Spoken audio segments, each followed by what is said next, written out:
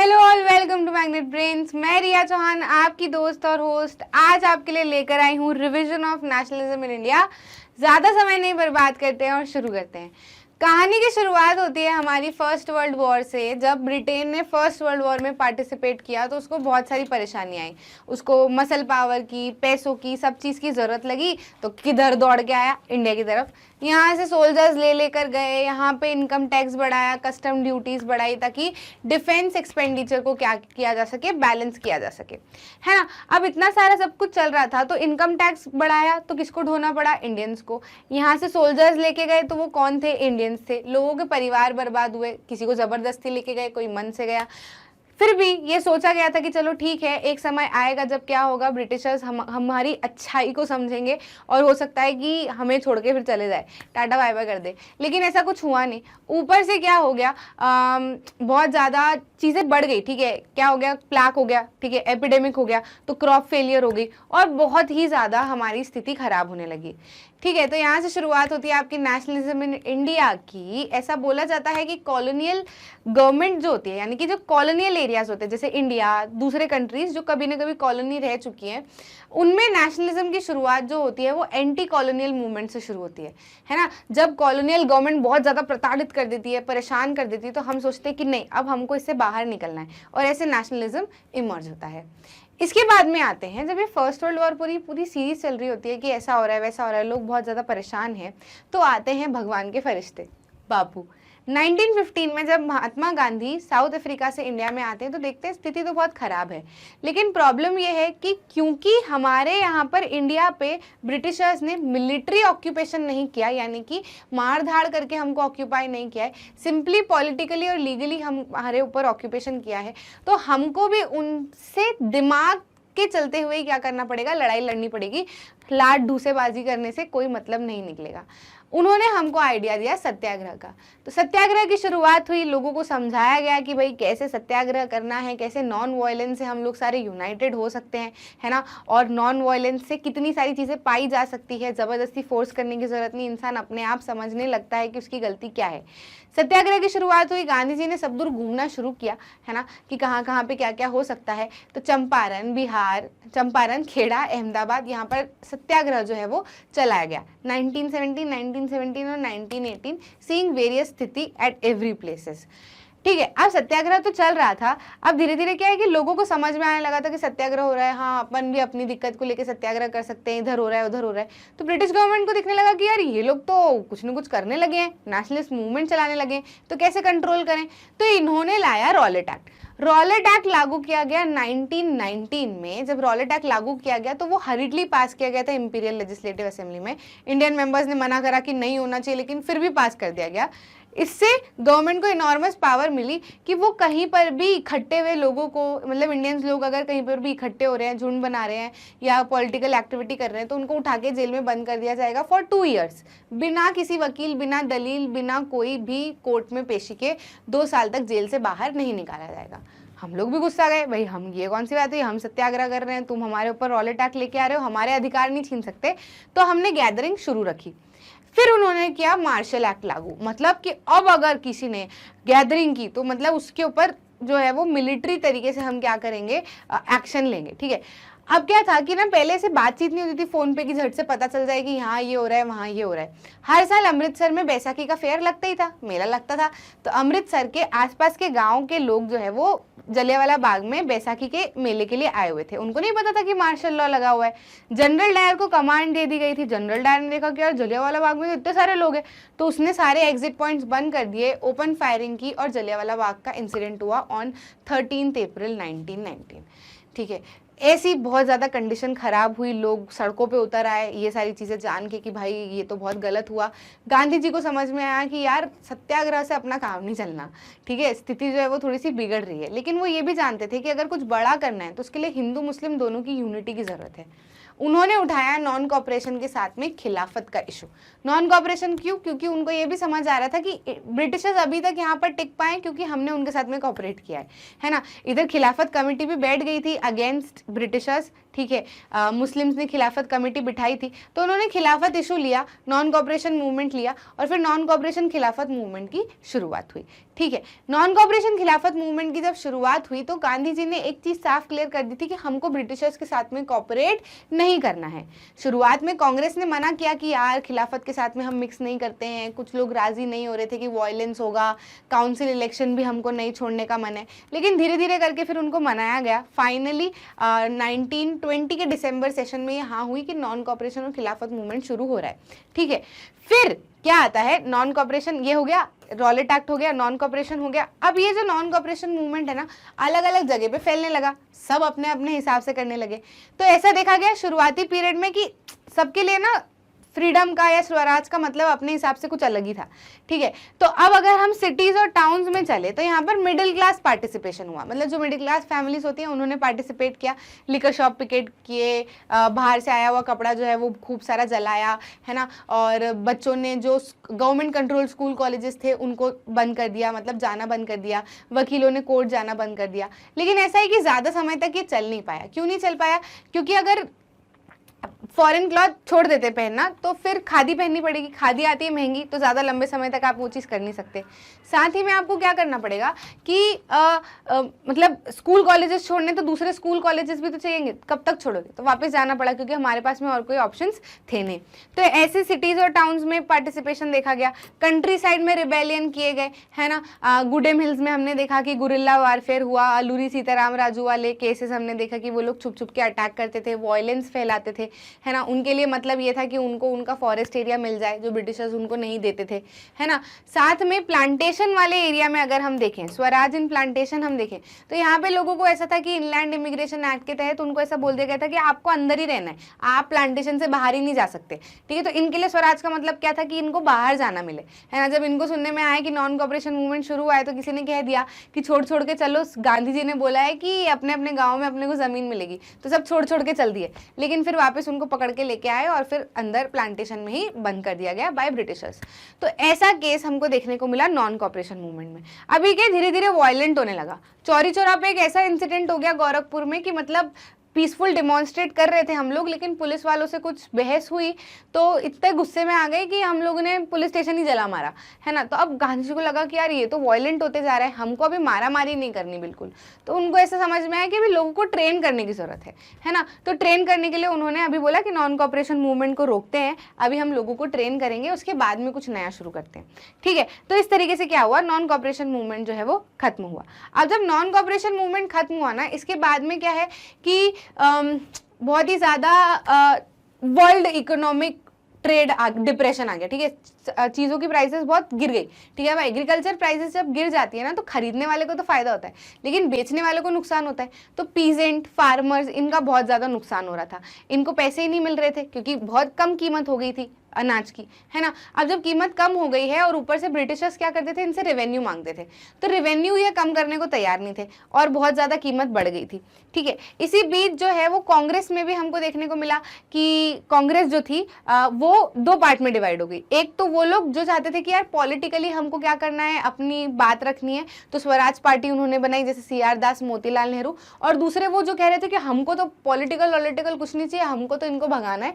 ठीक है, तो जवाहरलाल नेहरू, सुभाष चंद्र बोस जैसे लोगों ने बोला कि नहीं, हमको तो फुल इंडिपेंडेंस चाहिए। ठीक है, इसी बीच साइमन कमीशन आ गया। साइमन कमीशन आया तो साइमन कमीशन को न्यू टोरी गवर्नमेंट ने भेजा था इंडिया में कि भाई देखो क्या कॉन्स्टिट्यूशनल चेंजेस लाए जाने चाहिए। लेकिन प्रॉब्लम ये थी कि उसके अंदर कोई इंडियन मेंबर था ही नहीं, तो हम लोग फिर गुस्सा आ गए। तो सारे के सारे मुस्लिम लीग और हम लोगों ने मिलकर क्या किया, साइमन कमीशन को यहाँ से भगाने की कोशिश की। ठीक है, अब गांधी जी ने बोला कि यार कुछ तो कमी है, हमको करना तो है, मूवमेंट तो कुछ बड़ा करना है। ठीक है, लेकिन एक ऐसी चीज के ऊपर काम करना पड़ेगा जिससे सारे लोग रिलेट कर पाए और मतलब सोचे कि हाँ इसमें मेरे को पार्टिसिपेट करना है क्योंकि ये चीज तो मेरी है।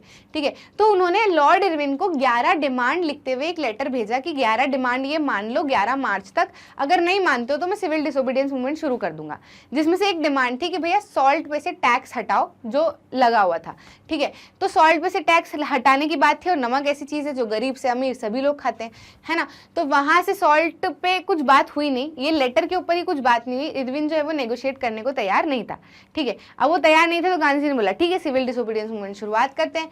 तो गांधी जी निकले साबरमती आश्रम से दांडी तक अपने 78 वॉलंटियर्स के साथ में। 240 दिन की पद यात्रा उन्होंने की, हर दिन वो 10 मील चलते थे, तो 24 दिन तक उन्होंने यात्रा अपनी की। फाइनली जब वो दांडी पे पहुंचे तो उन्होंने सॉल्ट लॉ को ब्रेक किया, मतलब अपने हाथ से सॉल्ट को क्या किया, इवोपरेट करके नमक बनाया और सॉल्ट लॉ को ब्रेक किया। फिर जब वो रास्ते से चलते चलते जा रहे थे तो वो बहुत सारे लोगों से मिलते थे। नॉन कॉपरेशन में बोला था ना कि उनको ट्रेन करने की इच्छा थी लोगों को, तो बस ये रास्ते से पैदल यात्रा की थी ना उन्होंने, तो रास्ते लोगों को बहुत सारी चीजें बताते जा रहे थे। जहां रुकते तो लोग उनसे मिलने आते, तो उनको समझाते कि आखिर हमको फ्रीडम स्ट्रगल करना कैसे है। अब जब सिविल डिसोबीडियंस मूवमेंट की शुरुआत हुई तो हर जगह पे अलग अलग तरीके से देखा गया। जैसे नॉन कॉपरेशन मूवमेंट हमने ये 3 पार्टिसिपेशन देखा ना, वैसे ही सिविल डिसोबीडियंस मूवमेंट में आप देख सकते हो कि how participants saw the movement. तो उसमें आप देखोगे कि रिच पीजेंट, पुअर पीजेंट दिखेंगे, बिजनेसमैन और वर्किंग क्लास दिखेगी, और वुमेन दिखेंगे।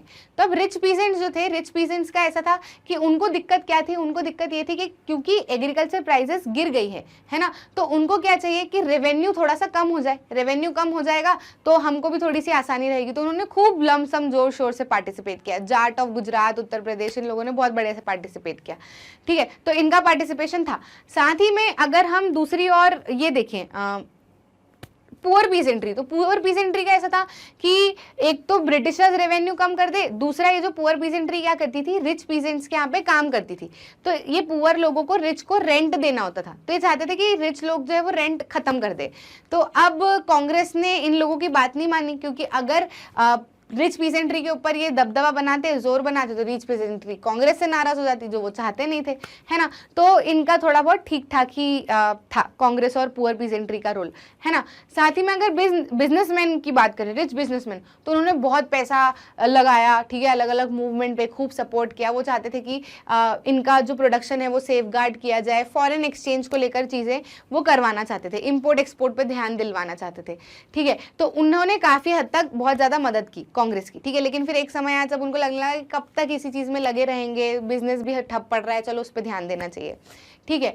अब अगर वर्किंग क्लास की बात करें तो वर्किंग क्लास ऐसा चाहती थी कि जो बिजनेस क्लास है वो उनकी वर्किंग कंडीशन पे ध्यान दे, उनका पैसा थोड़ा सा बढ़ाए, ठीक है। तो कांग्रेस ने फिर इन लोगों को सपोर्ट नहीं किया, क्योंकि अगर वर्किंग क्लास की सुनते तो बिजनेस क्लास नाराज हो जाती, है ना, जबकि बिजनेस क्लास कांग्रेस को सपोर्ट कर रही थी। तो फिर इनका भी जो है वो लुकवाम ही था दोनों का रिलेशन, है ना।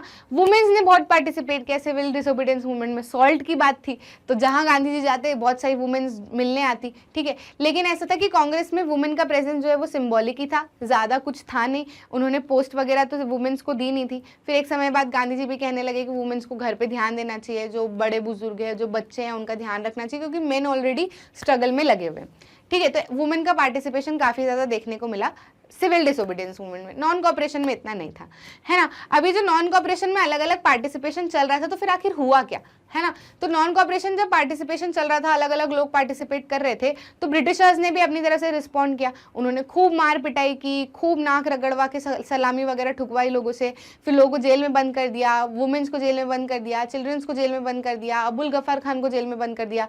फिर इरविन आया गांधी जी के पास में, बोला गांधी जी अगर आप सिविल डिसोबीडियंस मूवमेंट रोक देते हो और सेकेंड राउंड टेबल कॉन्फ्रेंस के लिए आने के लिए तैयार हो जाते हो, तो मैं क्या करूंगा, आपकी ये जो सारे लोग हैं इनको छोड़ दूंगा। गांधी जी ने बोला इधर कुआ इधर खाई, क्या करूं, लेकिन लोग तो जरूरी है। तो फिर उन्होंने बोला ठीक है मैं रोक देता हूं सिविल डिसोबीडियंस मूवमेंट, आप इनको छोड़ो, मैं वहां आने को तैयार हूं। तो इधर इनको छोड़ा, गांधी जी वहां जाने को तैयार हुए, लेकिन लंदन में भी कुछ खास बात हुई नहीं, कोई डिमांड्स पूरी हुई नहीं, ठीक है, कुछ भी डिमांड्स उनकी पूरी नहीं। और उल्टा जब वो वहां से आ रहे थे तो उन्होंने देखा कि यहाँ पे तो और तबाही मचा दी, फिर से लोगों को जेल में बंद कर दिया, है ना। तो गांधी जी ने, और गांधी जी को इवन दिल्ली में आने भी नहीं दिया, उनको रोक दिया गया। तो गांधी जी को लगा अरे यार ये तो मैंने गलती कर दी, सिविल डिसोबीडियंस मूवमेंट रोक के, चलो फिर से शुरू करते हैं। लेकिन अब दूसरी बार में कोई फिर इतना पार्टिसिपेट करता नहीं है। जब पहली बार की डिमांड्स पूरी नहीं हुई तो फिर अब दूसरी बार में क्यों लोग पार्टिसिपेट करेंगे, फिर सब अपने अपने काम में लग गए। लेकिन हाँ, इससे क्या है, लोगों के अंदर फीलिंग काफी अच्छी जनरेट हो गई थी अबाउट नेशनलिज्म। साथ ही साथ इसमें दो लिमिटेशन थी सिविल डिसोबीडियंस मूवमेंट में। क्या? एक तो हरिजन और एक मुस्लिम। मुस्लिम को ऐसा लगने लगा था कि कांग्रेस जो है वो हिंदू महासभा से जुड़ने लगी है, तो भैया हमारा कुछ नहीं हो सकता। सेपरेट इलेक्टोरेट की डिमांड की, लेकिन पता था सेपरेट इलेक्टोरेट तो नहीं मिलनी, तो जिन्ना ने बोला कि ऐसा करो कि हमको जहाँ पे हमारा प्रपोर्शन ज़्यादा है, जिस स्टेट में हमारा प्रपोर्शन ज़्यादा है वहाँ पे हमको ज़्यादा सीट्स दे दो। तो वो भी कुछ हुआ नहीं, है ना। फिर उसके बाद में पाकिस्तान जो है वो अलग हो ही जाता है। वहीं अगर हम हरिजन की बात करें तो बी.आर. अम्बेडकर ने हरिजन्स को, दलित्स को डिप्रेस क्लासेस एसोसिएशन में बना लिया। उन्होंने बोला अगर हमको अपनी प्रॉब्लम्स का सॉल्यूशन चाहिए तो अपने को पॉलिटिकली ही लड़ना पड़ेगा। जब पॉलिटिकली ही लड़ना पड़ेगा तो उसके लिए सीट्स चाहिएगी, उसके लिए वोट्स चाहिए, तो इन्होंने बोला हमको भी सेपरेट इलेक्टोरेट चाहिए। गांधी जी उस समय पे पूना के एरावाड़ा जेल में बंद थे, उनको सुनने में आया कि यार सेपरेट इलेक्टोरेट की डिमांड हो रही है, तो गांधी जी ने बोला नहीं, सेपरेट इलेक्टोरेट तो नहीं दूंगा, आजीवन अनशन पे उतर जाऊंगा। फिर अंबेडकर और गांधी जी की मुलाकात हुई। गांधी जी ने समझाया कि देखो अंबेडकर, बहुत सारी कम्युनिटीज़ है, सब लोग सेपरेट इलेक्टोरेट की डिमांड करने लगी तो फिर भारत फिर से टूट जाएगा, मतलब क्या निकलेगा। बी.आर. अम्बेडकर को भी समझ में आया कि सही बात है। तो फिर उन्होंने बोला कि अच्छा आप सेपरेट इलेक्टोरेट मत दो, आप मेरे को ऐसा करो कि रिजर्व्ड सीट्स दे दो, है ना, और इंस्टीट्यूशन में, मतलब एजुकेशनल इंस्टीट्यूशन में और इलेक्शन में रिजर्व्ड सीट्स दे दो, जनरल इलेक्शन से हम लड़ लेंगे। तो बोले अच्छा ठीक है। तो ऐसे करके उन्होंने क्या किया, पूना पैक्ट साइन किया। ठीक है, तो ये पूना पैक्ट की बात हो गई, दोनों लिमिटेशंस की भी बात हो गई। तो कुछ इस तरीके से जो है हमारा पूरा नेशनलिज्म इन इंडिया का मूवमेंट जो है वो चलता रहा। बहुत सारी चीज़ें भी सीखने को मिली। फाइनली फिर हम इंडिपेंडेंट तो हो जाते हैं, लेकिन धीरे धीरे करके ये वाली फीलिंग इमर्ज में आई। अब आप सोचो कि लोग जो है वो शुरुआत से ये देख रहे हैं कि मेरा क्या फायदा है, मेरा क्या फायदा है। जिसको जो प्रॉब्लम है वो स्वराज उस तरीके से देख रहा था, है ना। तो नेशनलिज्म की फीलिंग कैसे इमर्ज हुई? ठीक है, ब्रिटिशर्स तो चले गए, लेकिन 200 साल से जो हम पर राज करके गए तो लोगों के अंदर ये फीलिंग आ गई थी कि यार हम इंफीरियर है, और ब्रिटिशर्स ने हमको ये फील कराया था कि हमारा कुछ भी नहीं है, हम तो बेवकूफ़ ही हैं। ठीक है, तो हमारे फ्रीडम फाइटर्स ने सोचा कि नहीं, हमारी हिस्ट्री ब्रिटिशर्स के आने के पहले की भी बहुत रिच है ना, तो क्यों ना लोगों को वो सुनाई जाए, लोगों को फोकलोर सुनाया जाए, लोगों को भारत माता की इमेज से जोड़ा जाए, है ना, लोगों को अपने फ्लैग से जोड़ा जाए। तो ये सारे के सारे मूवमेंट में स्वराज फ्लैग बनाया गया बाय गांधी जी, और भी बहुत सारे फ्लैग्स बनाए गए थे, है ना, अलग अलग कलर के। ठीक है, रविंद्रनाथ टैगोर जी ने भारत माता की इमेज बनाई थी। ठीक है, रविंद्रनाथ टैगोर जी ने पूरा फोक रिवाइवल का मूवमेंट चलाया ताकि लोगों को पुरानी कहानियां पता चले कि आखिर हमारा किस तरीके से हम राजाशाही तरीके से रहते थे, ताकि लोगों के अंदर फिर से अच्छी फीलिंग आए। हिस्ट्री को रिवाइवल करने की बात की गई। नंदेश्वर शास्त्री ने पूरा साउदर्न पार्ट का 4 वॉल्यूम की अच्छी बड़ी किताब लिखी कि भैया कितना अच्छा फोक लोर है हमारा। तो जब हम पढ़ते हैं ना उन चीज़ों को तो हमको अच्छा लगता है। आज हम मेडिवल मॉडर्न सारी हिस्ट्री पढ़ते हैं या एंशिएंट हिस्ट्री पढ़ते हैं तो हमको पता है ना कि ब्रिटिशर्स तो बहुत बाद में आए, उसके पहले तो हमारा बहुत अच्छा रिच कल्चर था, है ना। तो हम प्राउड फील कर पाते हैं, हम सोचते हैं कि नहीं ये तो एक फेस था ब्रिटिशर्स वाला। तो ये क्यों हो पाया? क्योंकि हमारी हिस्ट्री को फिर से रचयित किया गया। ठीक है, इसके बाद में आपको एक क्विट इंडिया मूवमेंट का भी छोटा सा टॉपिक दिया हुआ है। क्या हुआ था, क्रिप्स को भेजा गया था इंडिया में क्योंकि सेकेंड वर्ल्ड वॉर आ गया था, है ना। तो सेकेंड वर्ल्ड वॉर में फिर ब्रिटिशर्स को हमारी ज़रूरत पड़ी, तो हमने बोला नहीं नहीं नहीं, इस बार तो हम बिल्कुल भी पार्टिसिपेट नहीं करने वाले। अब हमको आपका कोई भी ऑफर कुछ भी नहीं चाहिए। आप क्रिप्स मिशन भेज दो, आप अगस्त ऑफर भेज दो, कुछ भी नहीं चाहिए हमको। हमको चाहिए कि आप भारत छोड़ के आप चले जाओ। तो हमने क्विट इंडिया मूवमेंट की शुरुआत की और भारत छोड़ो आंदोलन चलाया। यहीं पे गांधी जी ने डू और डाई की भी स्पीच दी थी और फाइनली फिर हम इंडिपेंडेंट हो गए। ये थी हमारी पूरी कहानी नेशनलिज्म इन इंडिया की। इस तरीके से लोगों के अंदर फिर से फीलिंग जगाई गई और हमारा नेशनलिज्म इन इंडिया समाप्त होता है।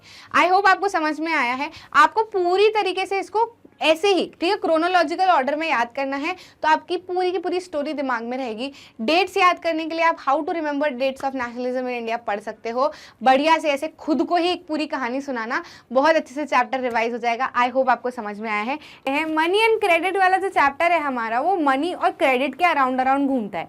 पैसा और लोन, क्रेडिट मतलब लोन, है ना। तो इसके अराउंड घूमता है। शुरुआत में हमको ऐसे बताया जाता है कि जब पैसा सीन में नहीं था तो क्या सीन बनता था, है ना। मतलब सोचो कि पैसा है ही नहीं, ठीक है ही नहीं, एग्जिस्ट ही नहीं करता। तो क्या करते हैं कि जो शू मैन्युफैक्चरर है, मान लो मैं जूता बेचती हूँ, है ना। अब मेरे को ज़रूरत है गेहूँ की, मम्मी ने बोला गेहूँ लेके आना नहीं तो घर मत आना। तो मेरे को क्या किसकी ज़रूरत है, गेहूँ की। अब मैं जूते बेचती हूँ तो मैं क्या करूँगी, फार्मर्स के पास में जाऊँगी।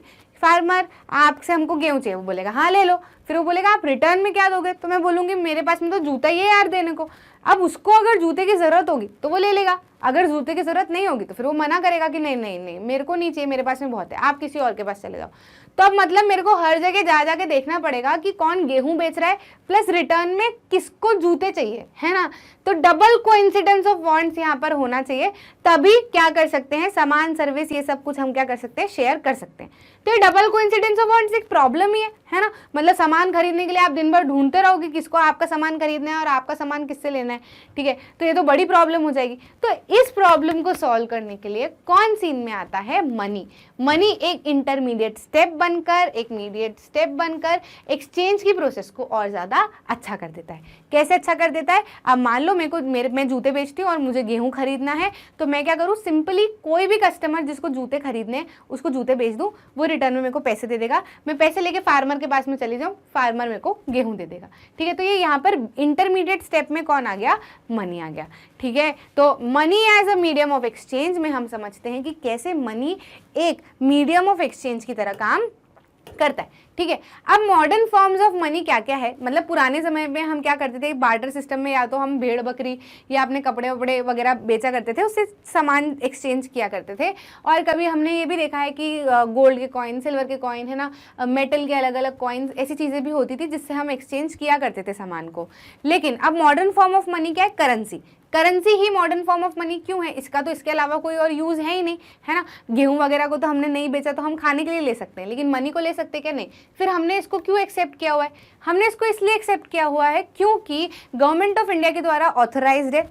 रिजर्व बैंक ऑफ इंडिया इसको क्या करता है, हमको प्रोवाइड करता है। साथ ही साथ में ऐसा बोला गया है कि इंडिया में कोई भी डिनाई नहीं कर सकता इन ट्रांजैक्शन विथ मनी, है ना, विथ रुपीज़। तो जो करेंसी है उसी में काम होना चाहिए, ऐसा गवर्नमेंट ऑफ इंडिया का ऑर्डर है, तो भैया आपको मानना पड़ेगा, ठीक है, उनका वचन ही है शासन, ठीक है। तो ये हो गया हमारी करेंसी की बात। अब हमने ये भी देखा है कि बैंक में क्या होता है, जैसे कि सैलरी आई, है ना, सैलरी आई तो अब मेरे को क्या है कि एकदम तो सारी सैलरी में यूज़ कर नहीं सकती, तो मैं क्या करूँगी, थोड़ा जितनी मेरे को ज़रूरत है उतनी में ले लूँगी, बाकी को मैं डिपॉजिट करके रखूँगी।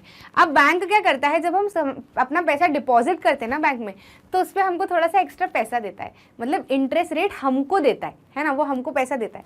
क्यों देता है, क्योंकि उसको लोन एक्टिविटी के लिए भी काम होता है। साथ ही साथ में जब हमको कुछ लालच आएगा कि यार घर पे पड़ा पड़ा पैसा तो वैसे भी चोरी हो जाए, कुछ डर हो, इससे अच्छा बैंक में डिपॉजिट कर दो, थोड़ा सा इंटरेस्ट भी हमको उसके ऊपर मिल जाएगा, है ना। तो डिपॉजिट करने के लिए बैंक हमको थोड़ा सा पैसा हमारा बढ़ा देता है, तो हम क्या करते हैं, बैंक में पैसा डिपॉजिट करके रखते हैं, हमारा मनी सेफ भी रहता है और हमको उसके ऊपर इंटरेस्ट भी मिल जाता है। साथ ही साथ में इस मनी को हम अपनी डिमांड पर विड्रॉ कर सकते हैं, मतलब जब हमको ज़रूरत पड़ी हम बोलेंगे बैंक पैसे दे दो, तो बैंक हमको पैसे दे देगा। तो इसीलिए इन डिपॉजिट्स को डिमांड डिपॉजिट्स भी कहा जाता है, क्योंकि आप डिमांड पे इसको निकाल सकते हो। यही डिमांड डिपॉजिट आपको एक अच्छी चेक फैसिलिटी भी देते हैं कि आपके पास में अगर कोई बड़ा अमाउंट है तो आपको पैसे जेब में ले लेके घूमने की ज़रूरत नहीं, आप एक चेक फाड़ो, आपको सामने वाले को अगर देना है उतना पैसा तो उसके नाम का चेक लिखो, ना अमाउंट लिखो और उसको दे दो, वो जाएगा सिंपली खुद के बैंक अकाउंट में और बोलेगा कि ये जिस भी अकाउंट का चेक है उससे पैसा लेके अकाउंट में ट्रांसफ़र कर दो। तो ऐसे चेक फैसिलिटी जो है वो काफ़ी अच्छी फैसिलिटी है, इसमें आपको कैश कैरी नहीं करना पड़ता और सीधे आपका पैसा जो है वो विद इन अकाउंट्स क्या हो जाता है, ट्रांजैक्शन उसका हो जाता है, ठीक है। तो मॉडर्न फॉर्म्स ऑफ मनी में हमने करेंसी पढ़ लिया, डिपॉजिट विद बैंक्स पढ़ लिया। अब बैंक में हमने देखा ना कि बैंक क्या करता है, डिपॉजिट हमारा रखता है, तो डिपॉजिट हमारा रखता है तो उसको कुछ तो फ़ायदा होता होगा। क्या करता है बैंक उस डिपॉजिट को लेके, तो देखो बैंक ऐसा करता है, मान लो मैं बैंक हूँ, है ना, एक बंदी है जिसके पास में उसकी सैलरी आती है, उसके पास में एक्स्ट्रा पैसा है। एक बंदी है जिसको पैसे की ज़रूरत है ना, उसको बिजनेस खड़ा करना है, ठीक है। तो ये बंदी आई, इसने मेरे को डिपॉजिट कर दिया बैंक में, है ना, मैं इसको थोड़ा थोड़ा इंटरेस्ट रेट दूंगी, ठीक है। तो मेरे पास में ये इंटरेस्ट रेट देने का पैसा कहाँ से आया, बैंक वाले को क्या पड़ी है, ठीक है। तो अब पूरी प्रोसेस समझना, ठीक है। तो अब ऐसे इस लड़की जैसे बहुत सारे लोग हैं जिनके पास में पैसा है ना, वो आके क्या करेंगे, मेरे को डिपॉजिट करते जाएंगे, मेरे पास में बहुत सारा पैसा हो जाएगा, ठीक है। अब मैं देख रही हूँ कि यार बहुत सारे लोग हैं जिनको पैसे की ज़रूरत भी है, तो क्यों ना इस पूरे पैसे को ब्याज पे चला दिया जाए, यानी कि लोन पे चला दिया जाए, है ना। लोन पे चला दिया जाता है इस पैसे को कि किसी को ज़रूरत है तो वो लोन लेने आए और लोन ले जाए, लेकिन हाँ फ्री फोकट का लोन नहीं नहीं दिया जाएगा, आपको उसके ऊपर इंटरेस्ट रेट हमको पे करना पड़ेगा। अभी तक डिपॉजिट पे बैंक इंटरेस्ट देता था ना, यहाँ पर अगर आप लोन पैसा लेके जा रहे हो बैंक से तो आपको इंटरेस्ट देना पड़ेगा, ठीक है। मतलब जो मूल पैसा आप लेके जा रहे हो उसके साथ में थोड़ा और पैसा आपको बैंक को एक्स्ट्रा देना पड़ेगा, ठीक है। तो अब बैंक क्या कर रहा है कि जिसके पास में एक्स्ट्रा पैसा है और जिसको पैसे की जरूरत है उसके बीच में एक मीडिएटर का काम कर रहा है ना। आप बोलोगे कि यार ये कैसे कर सकता है, पैसा तो उसका है तो उससे तो पूछो।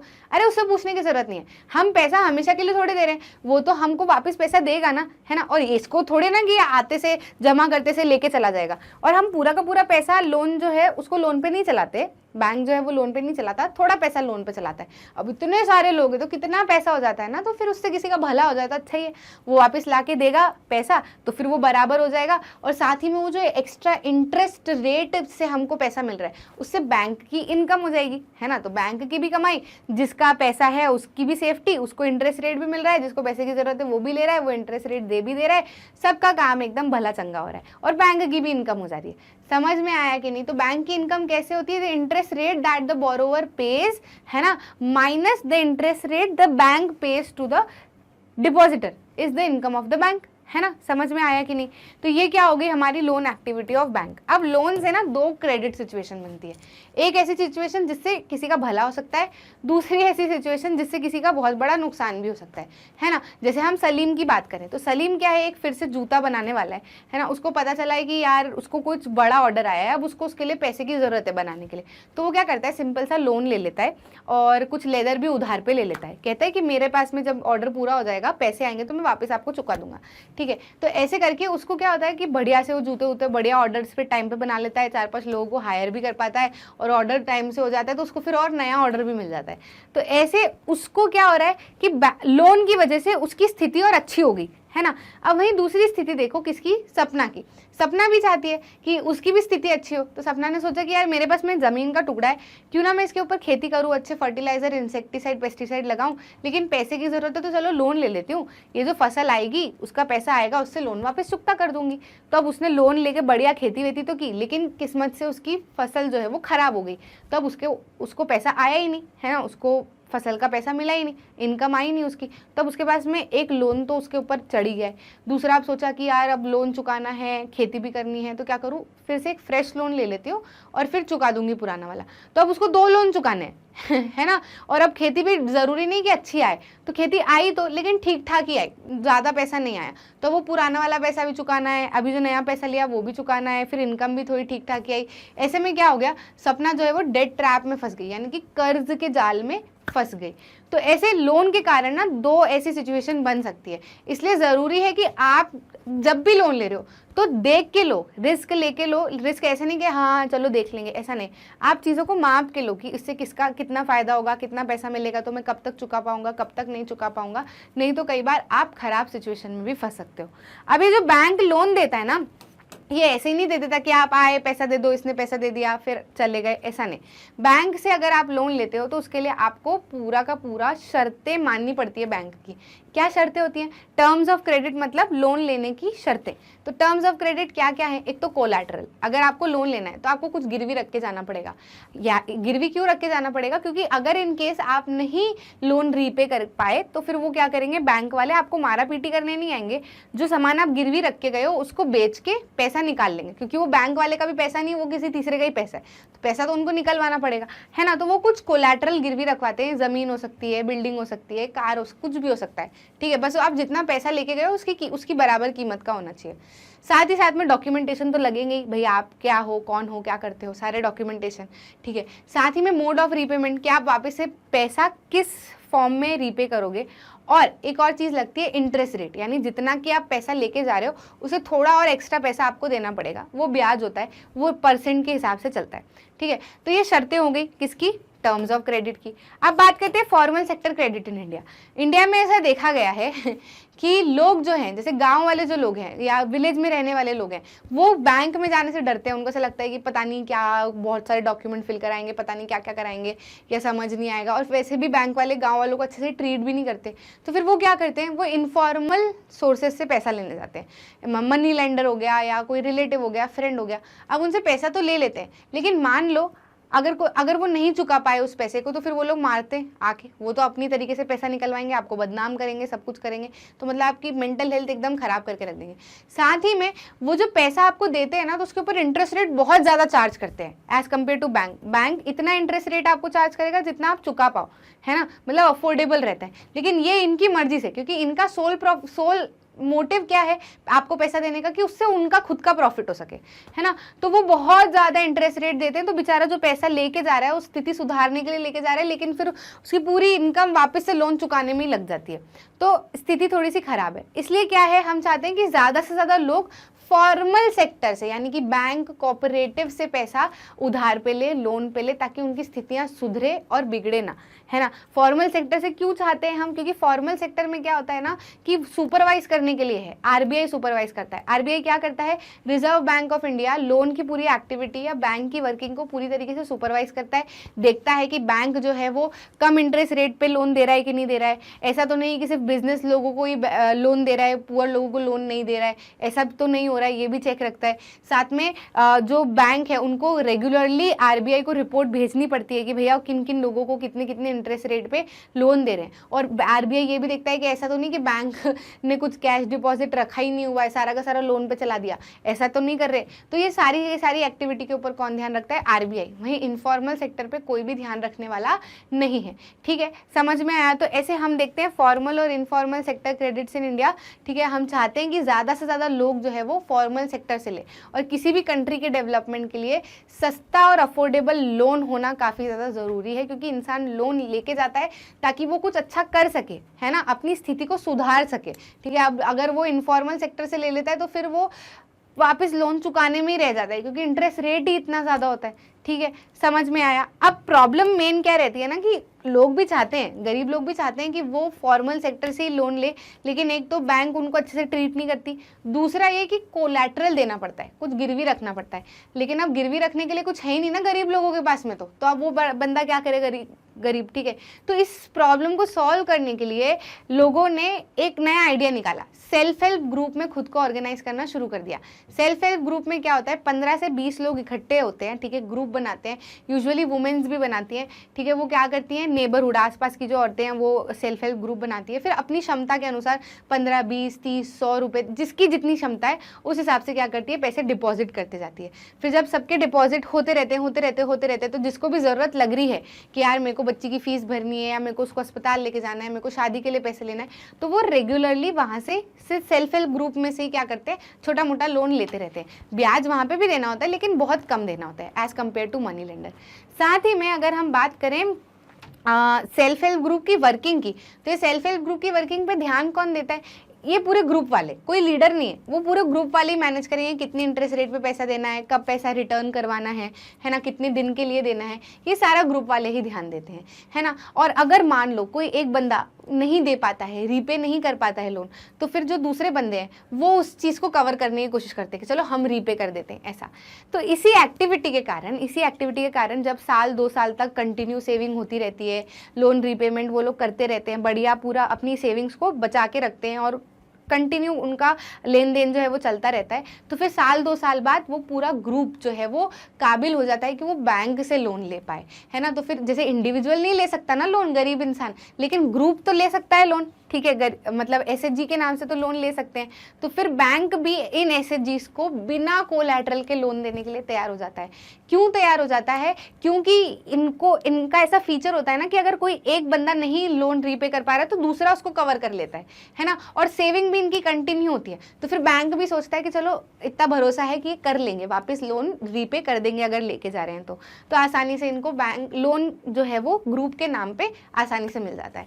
तो इसे सेल्फ हेल्प ग्रुप जो है एक बिल्डिंग ब्लॉक की तरह काम करते हैं फॉर द रूरल पुअर। देखो कितना अच्छा काम हो सकता है ना इससे, वो सारे लोग जो फॉर्मल सेक्टर पे नहीं जा पा रहे हैं, नहीं लोन ले पा रहे हैं, कोलैटरल नहीं है, प्रॉब्लम है, समझ नहीं आता, डॉक्यूमेंटेशन वगैरह नहीं बनते, लेकिन अब इतनी सारे लोगों में इकट्ठे हो जाएंगे तो कॉन्फिडेंस भी रहेगा, प्लस लोन भी ले सकते हैं, चुका भी सकते हैं। साथ ही साथ में इसका एक बहुत बड़ा फायदा ये होता है कि वुमेन जो है जब वो सेल्फ हेल्प ग्रुप में ऑर्गेनाइज होती हैं तो वो एक दूसरे से बातचीतें कर पाती हैं, अपने मन की बात रख पाती है। मान लो कोई डोमेस्टिक वायलेंस फेस कर रहा है, रहा है, मान लो कोई एक प्रताड़ित हो रहा है, मान लो किसी की बेटी परेशान है, मान लो किसी को कुछ और दिक्कत है, तो जब वो ऐसे नॉर्मल घरों में रहती हैं तो फिर वो इतनी बातें नहीं कर पाती, लेकिन जब वो ग्रुप में ऑर्गेनाइज हो जाती हैं तो वो अपनी बात रख पाती हैं, सॉल्यूशन निकाल पाती हैं। ज़रूरत लगती है तो सारी मिलके औरतें खड़ी भी हो सकती है कि नहीं ये गलत है, ये नहीं होना चाहिए, इस पर हम साथ में मिलकर आवाज़ उठाएंगे। तो एक बहुत अच्छा प्लेटफॉर्म प्रोवाइड करता है टू द वुमेन्स कि वो अपनी फाइनेंशियल स्थिति तो सुधारे ही सुधारे, साथ ही साथ में ऐसे जो घरेलू मामले हैं इनके ऊपर भी साथ में मिलकर डिस्कस कर पाएँ। तो SHG जो है वो बहुत अच्छा काम कर रही हैं और बहुत बढ़िया से काम जो है वो चल रहा है। ठीक है, चैप्टर आपका घूमता है अराउंड ग्लोबलाइजेशन। ग्लोबलाइजेशन क्या होता है, हमारा ग्लोब होता है, ठीक है। अब ग्लोब पे क्या है, अलग अलग कंट्री है। अब ये कंट्री जब एक दूसरे से जितनी ज़्यादा जुड़ी रहेगी, जितनी ज़्यादा इंटरकनेक्टेड रहेगी, यानी कि इधर कुछ हुआ तो उधर पहुंच गया, उधर कुछ हुआ तो उधर पहुंच गया, इधर कुछ हुआ तो इधर असर हो गया, है ना, जितनी ज़्यादा इंटरकनेक्टेड रहेगी, ये जो पूरी प्रोसेस है इंटरकनेक्टेडनेस की, इंटरकनेक्शन की, इसको क्या कहा जाता है, ग्लोबलाइजेशन कहा जाता है। अब इसका इंडियन इकोनॉमी के ऊपर क्या इम्पैक्ट करता है, क्या मार्केट होता है, क्या नहीं, इन सारी चीज़ों के बारे में हम बात कर लेते हैं। सबसे पहले अगर हम बात करें तो देखते हैं हम कि प्रोडक्शन जो है वो कंट्री के अक्रॉस होने लगा है। पहले के ज़माने में वो ज़माना गया जब एक आध ही एम्बेसडर या फियाट हमारे यहाँ पे रोडों पे चलती रहती थी। अब आप देखो एक जगह पे कोई सा मॉडल आए तो दूसरी जगह पे फट से वो पहुँच जाता है ना। मतलब बहुत हज़ारों मॉडल आपको दिखेंगे गाड़ियों में, मोबाइल फ़ोन्स में, हर चीज़ में। तो हमारा मार्केट जो है वो विद इन ईयर ट्रांसफॉर्म हो गया। किसके कारण है एमएनसीज क्या करने लगी है, ये मल्टीनेशनल कॉर्पोरेशन है, मल्टीनेशनल कंपनीज है जो क्या करती है, अपना प्रोडक्शन एक से दूसरी कंट्रीज में सेटअप करती हैं। यानी कि अगर मेरी कोई एमएनसी है, यानी कि मेरी कोई कंपनी है, तो अगर मैं अपनी कंपनी का प्रोडक्शन इंडिया के बाहर भी दूसरे देशों में करने लगूं तो मेरी कंपनी क्या कहलाएगी, एमएनसी कहलाएगी। तो इससे क्या होगा, ये वाली कंट्री, जिस कंट्री में मैंने एक और यूनिट लगाई है उसमें एक और यूनिट लगाई है और दूसरी कंट्री में एक और यूनिट लगाई है, तो ये कंट्री एक दूसरे से कनेक्टेड हो जाएंगी ना। बस समझ में आया कि नहीं। प्रोडक्शन ध्यान रखना है, प्रोडक्शन जो है वो फैलने लगा है। पहले सामान तो जाता था, फिनिश्ड गुड जाता था, मतलब यहाँ पे पूरा सामान बन जाएगा, टोटल पैकेजिंग सब हो जाएगी, फिर वो दूसरे देश में जाती थी, ठीक है, ये अलग चीज़ है। लेकिन अब एमएनसी क्या करने लगी है, प्रोडक्शन, जैसे कि जूता है तो यहाँ पे सोल बनाया है, दूसरी कंट्री में लेदर बनाया है, तीसरी कंट्री में लेस लगा रहे हैं, चौथी कंट्री में पैकेजिंग करवा रहे हैं, ऐसा फिर किसी कंट्री में भेज रहे हैं। तो ये प्रोडक्शन कंट्रीज में जो है वो फैलने लगा है, प्रोडक्शन अक्रॉस कंट्रीज होने लगा है, इसीलिए ग्लोबलाइजेशन बढ़ गया है। किसके कारण, एमएनसी के कारण, ठीक है। फिर हमको देखने को मिलता है कि ये जो प्रोडक्शन अक्रॉस कंट्रीज है ये इंटरलिंक भी हो गया है। इंटरलिंक कैसे हुआ है कि अब एमएनसी क्या करती है ना, एमएनसी वहां पे अपना ऑफिस सेटअप करती है जहां पर उसको कम से कम कीमत पे लेबर मिल जाए, कम से कम कीमत पे रॉ मटेरियल मिल जाए, कम से कम कीमत पे ट्रांसपोर्टेशन हो जाए, ताकि वो ज़्यादा से ज़्यादा प्रॉफिट बना पाए, है ना। तो ये क्या करती हैं, ये ऐसी जगह पर ऑफिस सेटअप करती हैं जैसे जहाँ पर कम सस्ते में लेबर यहाँ मिल रहा है तो यहाँ पे लेबर वाला काम करा लिया, सस्ते में रॉ मटेरियल यहाँ मिल रहा है तो ये वाली कंट्री में रॉ मटेरियल ले आए, सस्ते में ट्रांसपोर्टेशन वहाँ हो रहा है, मार्केट वहाँ पास पड़ता है तो वो वाली कंट्री में पैकेजिंग वगैरह कर ली और मार्केट में भेज दिया, है ना। तो इससे क्या है, ये प्रोडक्शन काफ़ी ज़्यादा लिंक होने लगा है, ठीक है। क्या होने लगा है, लिंक होने लगा है। इसी के साथ साथ में हमको ये भी देखने को मिलता है कि ये जो लिंकेज है ये किसके कारण से हुआ कि अब एमएनसी को जब लगने लगा कि यहाँ पे ये कर लूँ, यहाँ पे ये कर लूँ, तो वो अलग अलग पैतरे अपनाने लगी, ठीक है। इससे लोकल कंपनी को काफ़ी ज़्यादा फायदा होता है। जैसे कि कोई सी कंपनी एमएनसी अगर इंडिया में आती है तो यहाँ पे ऑलरेडी कोई सी लोकल कंपनी सेटअप है ना। तो अगर वो कंपनी यहाँ पर आएगी, देखेगी सेम फील्ड में है, वो भी जूते बनाती है, हम भी जूते बनाते हैं, वो देख रही है कि इंडिया में तो ये फलाना कंपनी ऑलरेडी सेटअप है, तो वो आएगी तो उसके पास में 3 तरीके होंगे, या तो मेरी कंपनी खरीद ले, ठीक है, या मेरे से वो हाथ मिला ले, है ना। और भी दूसरे तरीके होते हैं, तीसरा तरीका अभी हम बात करेंगे। बेसिकली किसी कंपनी के साथ में डील करने के एमएनसी के 2 तरीके, या तो वो खरीद लेती है पूरी की पूरी कंपनी, या हाथ मिला लेती है कि चलो दोनों मिलके कर लेते हैं। अब इससे फायदे कैसे हैं कि अगर खरीद लेती है तो चलो फिर भी पैसा मिला, और हाथ मिला लेती है तो हाथ मिलाएगी तो क्या करेगी, अपनी जो टेक्नोलॉजी उसके साथ में लेकर आई है वो भी यहाँ पे आएगी, ठीक है। साथ ही साथ में क्या होगा, टेक्नोलॉजी के साथ साथ में वो पैसा भी लेकर आएगी। एमएनसी के पास में बहुत पैसा होता है तो वो क्या करते हैं, वो जैसे जहाँ पर भी जाते हैं तो वहाँ पर इन्वेस्टमेंट के लिए पैसा देते हैं कि भैया कंपनी से हाथ मिलाया, अब आपको जो भी मशीन प्रोडक्शन, जिससे प्रोडक्शन तेज़ हो, जिससे सारी चीज़ें अच्छे से हो सके, हम ये पैसा दे रहे हैं, आप खरीदो। तो लोकल कंपनी में बेनिफिट हो गई ना, है ना, उसका प्रोडक्शन बढ़ा, उसका अच्छा काम हुआ। लोकल कंपनी मतलब लोकल एरिया की कंपनी, मतलब लोकल कंपनी नहीं, मतलब जैसे इंडिया की लोकल कंपनी मतलब इंडिया की कंपनी, ठीक है, और वो बाहर की कंपनी, ऐसा, ठीक है। तो ऐसे करके क्या होने लगा, प्रोडक्शन इंटरलिंक होने लगा। और एमएनसीज क्या करती है, एमएनसीज जो है वो जो छोटे मोटे प्रोड्यूसर्स हैं उनको क्या करती है, बड़े बड़े ऑर्डर्स दे देती है, फिर ऑर्डर बनाने के बाद में अपने ब्रांड नेम के साथ में चिपकाती है और पूरे के पूरे देश भर में, दुनिया भर में बेचती है। तो ये भी एक तरीका होता है एमएनसीज के काम करने का। कुल मिला के एमएनसीज को क्या चाहिए होता है, प्रॉफिट। ठीक है, तो वो किस तरीके से इंटरलिंक हो रहा है, प्रोडक्शन जो है एमएनसीज बाय कर लेती है कंपनी को, एमएनसीज कंपनी के साथ में हाथ मिला लेती है, स्मॉल प्रोड्यूसर्स को अपना काम दे देती है। ठीक है, एमएनसीज इन्वेस्ट करती है, अपने साथ में नई टेक्नोलॉजी लेके आती है। तो इस तरीके से प्रोडक्शन जो है वो अलग अलग कंपनीज, अलग अलग कंट्रीज में क्या हो रहा है, एक दूसरे से इंटरलिंक हो रहा है, यानी कि जुड़ रहा है। समझ में आया कि नहीं। अब ये फॉरेन ट्रेड और इंटीग्रेशन ऑफ मार्केट कैसे हुआ, पहले के जमाने में वो बात अलग थी, जब सिर्फ फिनिश्ड गुड इंडिया में बनता था या किसी भी कंट्री में बनता था और फिर बाहर बेचा जाता था। ठीक है, लेकिन अब क्या होने लगा है, अलग अलग जगह पर भी आप क्या कर रहे हो, सामान को प्रोड्यूस कर रहे हो। ठीक है, तो फॉरेन ट्रेड इससे काफी ज्यादा बढ़ रहा है। ठीक है, मतलब उधर से वो सामान लेके आना, इधर से वो सामान भेजना है ना। मतलब आप अपनी कंट्री के साथ, जैसे अपने मार्केट में तो आप लेना देना कर ही रहे हो, लेकिन दूसरी कंट्री के मार्केट में भी आप लेना देना कर रहे हो, है ना। तो उनके मार्केट से भी आप इंटीग्रेट होते हो। एग्जाम्पल के लिए चाइनीज टॉयज का एग्जाम्पल ले सकते हो। इंडिया में जो चाइना के खिलौने थे वो काफी ज्यादा फेमस हुए। कैसे हुए, क्योंकि फॉरेन ट्रेड बढ़ा, वहां से चाइना से जो चाइना के खिलौने हैं उनको इंडिया में भेजा जाता और इंडिया में बेचा जाता। अब इंडिया में बेचा जाता तो ये जो चाइनीज प्रोडक्ट्स थे इनकी क्वालिटी काफी ठीली बोली थी। ठीक है, तो ये सस्ते थे, साथ ही में हमने इनके ऊपर कोई सी भी इंपोर्ट पे टैक्स वगैरह नहीं लगाया हुआ था, तो जैसी कीमत में आते वैसी कीमत में यहाँ पे बाजार में बिकते। ठीक है, तो अब हम जो है यहाँ के, मान लो मैं इंडिया में रहने वाली हूँ, टॉय मेकिंग कंपनी हूँ। ठीक है, तो अब मेरा सामान नहीं बिक रहा, मैं इंडिया के लोग मेरा सामान नहीं खरीद रहे हैं, जो चाइना से सामान आ रहा है वो खरीद रहे हैं। क्यों, क्योंकि वो सस्ता है। ठीक है, तो अब वहाँ का मार्केट और यहाँ का मार्केट इंटरलिंक हो गया, वहाँ के प्रोड्यूसर यहाँ का प्रोड्यूसर इंटरलिंक हो गया ना, मतलब हम एक दूसरे से कॉम्पीट कर रहे हैं, है ना, कि हमारा सामान बिके। समझ में आई बात। किसके कारण हो रहा है, फॉरेन ट्रेड के कारण हो रहा है। जब सामान एक कंट्री से दूसरी कंट्री में भेजा जा रहा है, भले ही हम मीलों दूर है एक दूसरे से, लेकिन क्या हो रहा है, हम एक दूसरे से कंपीट कर पा रहे हैं। अब मुझे लगेगा कि यार इसकी क्वालिटी ऐसी है, सस्ते में दे रहा है, तो चलो मैं भी क्वालिटी को थोड़ा बहुत ऐसे करूं, पैसे को थोड़ा बहुत ऐसे करूं। ठीक है, तो हम कंपेयर कर रहे हैं और फिर मैं सामान बेच के देखूं मेरा बिकता है कि नहीं बिकता है। क्लियर है कि नहीं। तो इस तरीके से फॉरेन ट्रेड के कारण मार्केट जो है वो इंटीग्रेट हो रहे हैं। इंटीग्रेट हो रहे हैं मतलब जुड़ रहे हैं। ठीक है, एक दूसरे से इंटीग्रेट हो रहे हैं। वहाँ का मार्केट, यहाँ का मार्केट, यहाँ का मार्केट, वहाँ का मार्केट, वहाँ का प्रोड्यूसर, यहाँ का प्रोड्यूसर, यहाँ का प्रोड्यूसर, वहाँ का प्रोड्यूसर। समझ में आया कि नहीं। वैसे बहुत सारी जगह पर ये चीज़ें चल रही है। साथ ही साथ में इसी से हमको एक टर्म समझ में आती है जो कि है ग्लोबलाइजेशन। ग्लोबलाइजेशन मतलब क्या होता है, जैसे एक छोटे से टर्म पे हम लेते हैं कि आपका नेबर है और आप हो, है ना, उनके यहाँ पे चीनी खत्म हो गई, आपने चीनी भेज दी। आपके यहाँ पे चाय पत्ती खत्म हो गई, उनने चाय पत्ती भेज दी। वो कुछ नया मॉडल लेके आए, फोन का बताया, भाभी भाभी ऐसा है, आपने बोला हाँ हाँ हाँ ऐसा है, मैं भी लेके आऊंगी, है ना। उनके यहाँ पे कोई सी ड्रेस आई या अपने यहाँ पे कोई सी ड्रेस है, कह रहे भाभी ऐसी लेके आए, कहाँ से लेके आए बताऊंगी, वहाँ से लेके आए। तो ये क्या हो रहा है, हम एक दूसरे के साथ में चीज़ें शेयर कर रहे हैं, या एक दूसरे को सामान दे रहे हैं, या बेच रहे हैं, या कुछ भी कर सकते हैं। तो हम क्या कर रहे हैं, एक दूसरे से इंटरकनेक्ट हो रहे हैं। ठीक है, तो इसी नेबरहुड को अगर ऑल ओवर द वर्ल्ड लेके जाए, पूरे ग्लोब पे लेके जाए, जो कंट्रीज है एक दूसरे की क्या है, नेबर्स ही है, सारी की सारी कंट्री नेबर ही समझ सकते हो आप पूरे के पूरे ग्लोब पे, है ना। तो ये कंट्रीज जितना ज्यादा एक दूसरे से जुड़ी हुई रहेंगी, जितना ज्यादा एक दूसरे से इंटरकनेक्टेड रहेगी, उतना तेज ग्लोबलाइजेशन होगा। और ये जो जुड़ने की प्रोसेस है, कनेक्टेडनेस की जो प्रोसेस है, इसी को ग्लोबलाइजेशन कहा जाता है।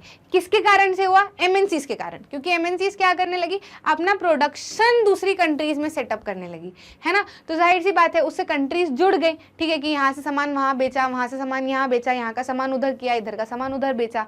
ठीक है, उधर का इधर खरीद लिया। तो ये क्या है, ये किसके कारण हो रहा है, एमएनसीज के कारण हो रहा है, कंपनीज के कारण हो रहा है, इनके प्रोडक्शन के कारण हो रहा है।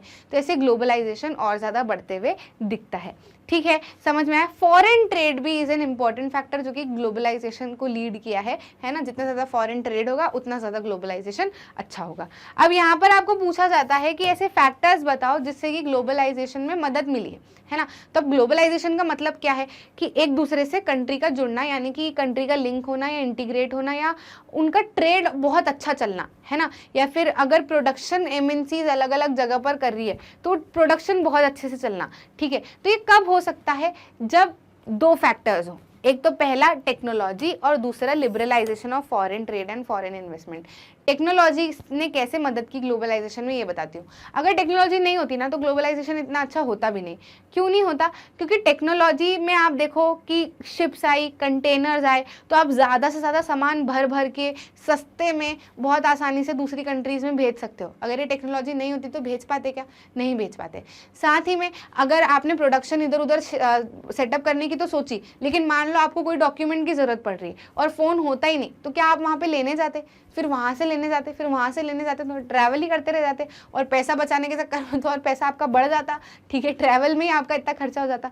लेकिन जब से टेक्नोलॉजी आई, फ़ोन कॉल्स हुए, है ना, अपना इंटरनेट आया, अपना कम्युनिकेशन आया, अपने लेटर्स वगैरह जो भी जितनी भी टेक्नोलॉजी की चीज़ें हैं, इससे क्या हुआ, काफ़ी ज़्यादा आसानी हुई ट्रेड करने में, प्रोडक्शन करने में, एक दूसरे से लिंक होने में। तो जाहिर सी बात है ग्लोबलाइजेशन फिर उससे अच्छा होना ही है। समझ में आया कि नहीं? लोग मूव करने लगे, है ना, सामान मूव करने लगे, सारी चीज़ें बढ़िया से चलने लगी। इसी का दूसरा फैक्टर भी है लिबरलाइजेशन। क्या है कि जैसे हम तो कह रहे हैं कि प्रोडक्शन वहाँ पे करा लो, वहाँ पे करा लो, वहाँ पे करा लो, लेकिन कंट्रीज़ भी अलाउ करनी चाहिए ना इस चीज़ के लिए कि हाँ आप हमारे यहाँ पे प्रोडक्शन यूनिट डाल लो। ठीक है, तो इसी को क्या कहा जाता है? लिबरलाइजेशन कहलाता है, कहा जाता है। अगर कंपनीज लिबरल रहेंगी कि हाँ आप हमारे यहाँ पे प्रोडक्शन कर लो, ठीक है, तो ग्लोबलाइजेशन अच्छा होगा। लेकिन कंट्रीज अगर रेस्ट्रिक्ट करेंगे कि नहीं, आपको अगर हमारे यहाँ पे सामान बेचना है तो उसके लिए टैक्स देना पड़ेगा, आपको हमारे यहाँ पे अगर प्रोडक्शन यूनिट डालनी है तो आपको फलाना फलाना चीज़ें करनी पड़ेगी, तो मतलब वो क्या कर रही है, रुकावट बन रही है। तो फिर ग्लोबलाइजेशन और ट्रेड जो है वो अच्छे से नहीं होगा। ठीक है, मतलब ट्रेड अच्छे से नहीं होगा, ट्रेड अच्छे से नहीं हुआ तो ग्लोबलाइजेशन अच्छे से नहीं होगा, है ना। तो लिबरलाइजेशन भी is an important factor for globalisation. अगर फॉरेन ट्रेड, इन्वेस्टमेंट ये सब लिबरल रहेंगे, यानी फ्री रहेंगे, बिना किसी रेस्ट्रिक्शन के रहेंगे, तो आसानी से ग्लोबलाइजेशन चलता रहेगा। अब होता यूं है कि जो डेवलपिंग कंट्री रहती है, मतलब इनिशियली जैसे इंडिपेंडेंट हुआ, इंडिया इंडिपेंडेंट हुई, अब इंडिया जब इंडिपेंडेंट हुई तो हमारे यहाँ के प्रोड्यूसर्स सामान वगैरह बेचना करना ये सब मुश्किल था हमारे प्रोड्यूसर्स के लिए, नए सार से खुद को शुरू करना, अपने आप को सेटअप करना। तो इनिशियली डेवलपिंग नेशंस क्या करते हैं, अपने आप के प्रोडक्शन को, अपने आप की कंट्री को, मार्केट को रेस्ट्रिक्ट कर लेते हैं। मतलब कि अगर कोई दूसरा सामान अगर हमारे यहाँ पे बेच रहा है, हमारे यहाँ पे भेज रहा है, तो उसको टैक्स देना पड़ेगा। ऐसा क्यों करते हैं वो? ऐसा इसलिए करते हैं क्योंकि अगर बिना टैक्स लगाए सामने वाले डेवलप्ड कंट्री का सामान अपने यहाँ पे आता है तो फिर अपने यहाँ के लोग वो सामान खरीदेंगे, अपने प्रोड्यूसर का सामान नहीं खरीदेंगे, है ना। हमको चाहिए कि हमारे प्रोड्यूसर्स का सामान बिके। ठीक है, एग्जाम्पल के तौर पर आप समझ सकते हो, जब आप छोटे होते हो, क्रॉलिंग स्टेज पे होते हो, तो आपके पेरेंट्स आपके पीछे पीछे घूमते हैं, आपको इधर उधर अकेले नहीं जाने देते हैं, आपको तोक तोक के घूमते हैं ताकि कोई कुचल ना दे, कोई चढ़ ना जाए, कोई मार ना दे, है ना, इसलिए, ताकि क्योंकि आपको जरूरी है थोड़े समय के लिए रेस्ट्रिक्ट करना। लेकिन एक समय आता है जब आप चलने लगते हो, ठीक है, तो पेरेंट्स फिर रेस्ट्रिक्ट नहीं करते, कहते कि हाँ जा, थोड़ा गिर, लगेगी, रो, कोई बात नहीं, लेकिन सीख जिंदगी कैसी है ना, इससे तेरी क्वालिटी इंप्रूव होगी। ठीक है, इससे तू मैच्योर बनेगा, बच्चों के साथ में खेल, समझ आएगा बच्चे कैसे बात करते हैं, क्या करते हैं, तो उससे दिमाग शार्प होगा। ठीक है, तो वो एक समय के बाद होने लगता है। सेम आप इसी चीज़ को इसमें भी ले सकते हो। कंट्रीज जब क्रॉलिंग स्टेज पे होती है, यानी डेवलपिंग स्टेज पे होती है, तो वो दूसरा सामान इंडिया अपनी कंट्री में नहीं आने देती। क्यों नहीं आने देती? क्योंकि उससे फिर जो प्रोड्यूसर्स हैं वो ग्रो नहीं कर पाएंगे, वो फिर डेवलपिंग नेशन का ही सामान खरीदेंगे। लोगों को क्या समझ है, जो सस्ता मिल रहा है वो ले लिया, जिसकी क्वालिटी अच्छी वो ले ली। लेकिन अभी हमको तो सेटअप होना जरूरी है ना, तो हम क्या करते हैं कि टैक्स लगा देते हैं, इंपोर्ट के ऊपर टैक्स लगा देते हैं, ताकि सामने वाला अगर सामान बेचे तो फिर उसको टैक्स पे करना पड़े, तो या तो वो बेचेगा ही नहीं, और अगर टैक्स दे के भी बेचता है तो फिर उसका सामान ऑटोमेटिकली महंगा हो जाएगा। तो फिर लोग क्या करेंगे, हमारे प्रोड्यूसर्स का ही सामान खरीदेंगे। अब एक टाइम के बाद जब ये प्रोड्यूसर्स अच्छे हो गए, ठीक है, सक्षम हो गए, तो फिर क्या है, इस टैक्स को, इंपोर्ट पे टैक्स को, इनको सबको हटा दो और ट्रेड को क्या कर दो, लिबरलाइज कर दो। तो बाहर से जितना सामान आ रहा है आने दो, उनको बेचने दो, क्योंकि अब ये समय क्या है कि हमारे प्रोड्यूसर्स कंपटीशन फेस करें। जब वो कंपटीशन फेस करेंगे तो अपने आप क्वालिटी बढ़ेगी, अपना सामान भी बेच पाएंगे, फिर दूसरी जगह पे ये भी बेचेंगे, है ना, इस काबिल हो जाएंगे कि ये भी दूसरी जगह पे कॉम्पिटिशन बन सकते हैं। ठीक है, तो ऐसा हमको देखने को मिला है। 1991 के बाद में हमने ट्रेड लिबरलाइज कर दिया, उसके पहले हमने भी इम्पोर्ट पे टैक्सेस वगैरह लगा रखे थे। ठीक है, समझ में आया? तो liberalisation is a very important factor. Liberalisation से कंफ्यूज मत हो, लिबरलाइजेशन मतलब फ्री, मतलब ठीक होना चाहिए, लिबरल, हाँ ठीक है आ जाओ हमारे यहाँ बेच दो, हमसे ले जाओ, है ना, खरीद लो बेच लो, कोई टैक्स वगैरह देने की जरूरत नहीं है, ऐसा यार देना भी तो बहुत मिनिमम, ठीक है। तो ये क्या होता है, लिबरलाइजेशन। अब ऐसा है ये जो लिबरलाइजेशन वाली प्रोसेस है ना, वर्ल्ड ट्रेड ऑर्गेनाइजेशन बहुत ज्यादा प्रमोट करता है। वर्ल्ड ट्रेड ऑर्गेनाइजेशन ऐसा ऑर्गेनाइजेशन है जो कि सारी कंट्रीज को कहता है कि तुम ट्रेड लिबरलाइज कर दो, बिल्कुल फ्री रखो, हर कंट्री से दूसरी कंट्री में सामान आने जाने दो, है ना। लेकिन प्रॉब्लम क्या होती है, डेवलपिंग नेशंस शुरुआत में नहीं चाहते, है ना। और ये वर्ल्ड ट्रेड ऑर्गेनाइजेशन किसने बनाया था, डेवलप्ड कंट्रीज ने बनाया था। जब डेवलप्ड कंट्रीज डेवलपिंग स्टेज पे थी तो उन्होंने भी क्या किया था, इंपोर्ट पे टैक्सेस वगैरह लगा रखे थे। लेकिन जब ये डेवलप्ड हो गई तो इनको क्या लगने लगा कि यार अपन सामान दूसरी कंट्री में बेचें, दूसरी कंट्री में जाने दें। तो फिर इन्होंने क्या प्लानिंग की कि चलो ऐसा करते हैं, सभी लोगों को कहते हैं कि ट्रेड को लिबरल कर दो ताकि हम आसानी से सामान बेच पाएंगे उनकी कंट्री में, है ना। लेकिन इन्होंने क्या किया कि दूसरों को तो बोल दिया कि तुम लिबरल हो जाओ, लेकिन खुद को लिबरल नहीं किया, है ना। खुद के इस पे इन्होंने इंपोर्ट पे टैक्सेस वगैरह लगा के रखे ताकि इनकी कंट्री में कोई आके सामान ना बेचे और इनका ही प्रोड्यूसर्स ग्रो होते रहे, है ना। तो ये तो गलत है, ठीक है। तो वर्ल्ड ट्रेड ऑर्गेनाइजेशन कहता है कि लिबरल कर दो ट्रेड को, लेकिन ऐसा देखा गया है कि वो डेवलप्ड नेशंस जो है वो लिबरल नहीं होते, वो दूसरे के यहाँ पे तो सामान बेचते रहते लेकिन अपने यहाँ पे सामान नहीं बेचने देते, ठीक है। तो ये ग्लोबलाइजेशन से थोड़ा सा हमको एक चीज देखने को मिली है यहाँ पे वर्ल्ड ट्रेड। इस पॉइंट को अभी हम उठाएंगे, लास्ट में पढ़ेंगे, ठीक है। तो इस पॉइंट को ध्यान रखना, डेवलप्ड और डेवलपिंग नेशन वाला, ठीक है। इम्पैक्ट ऑफ ग्लोबलाइजेशन इंडिया में क्या है, तो अच्छा भी है बुरा भी है।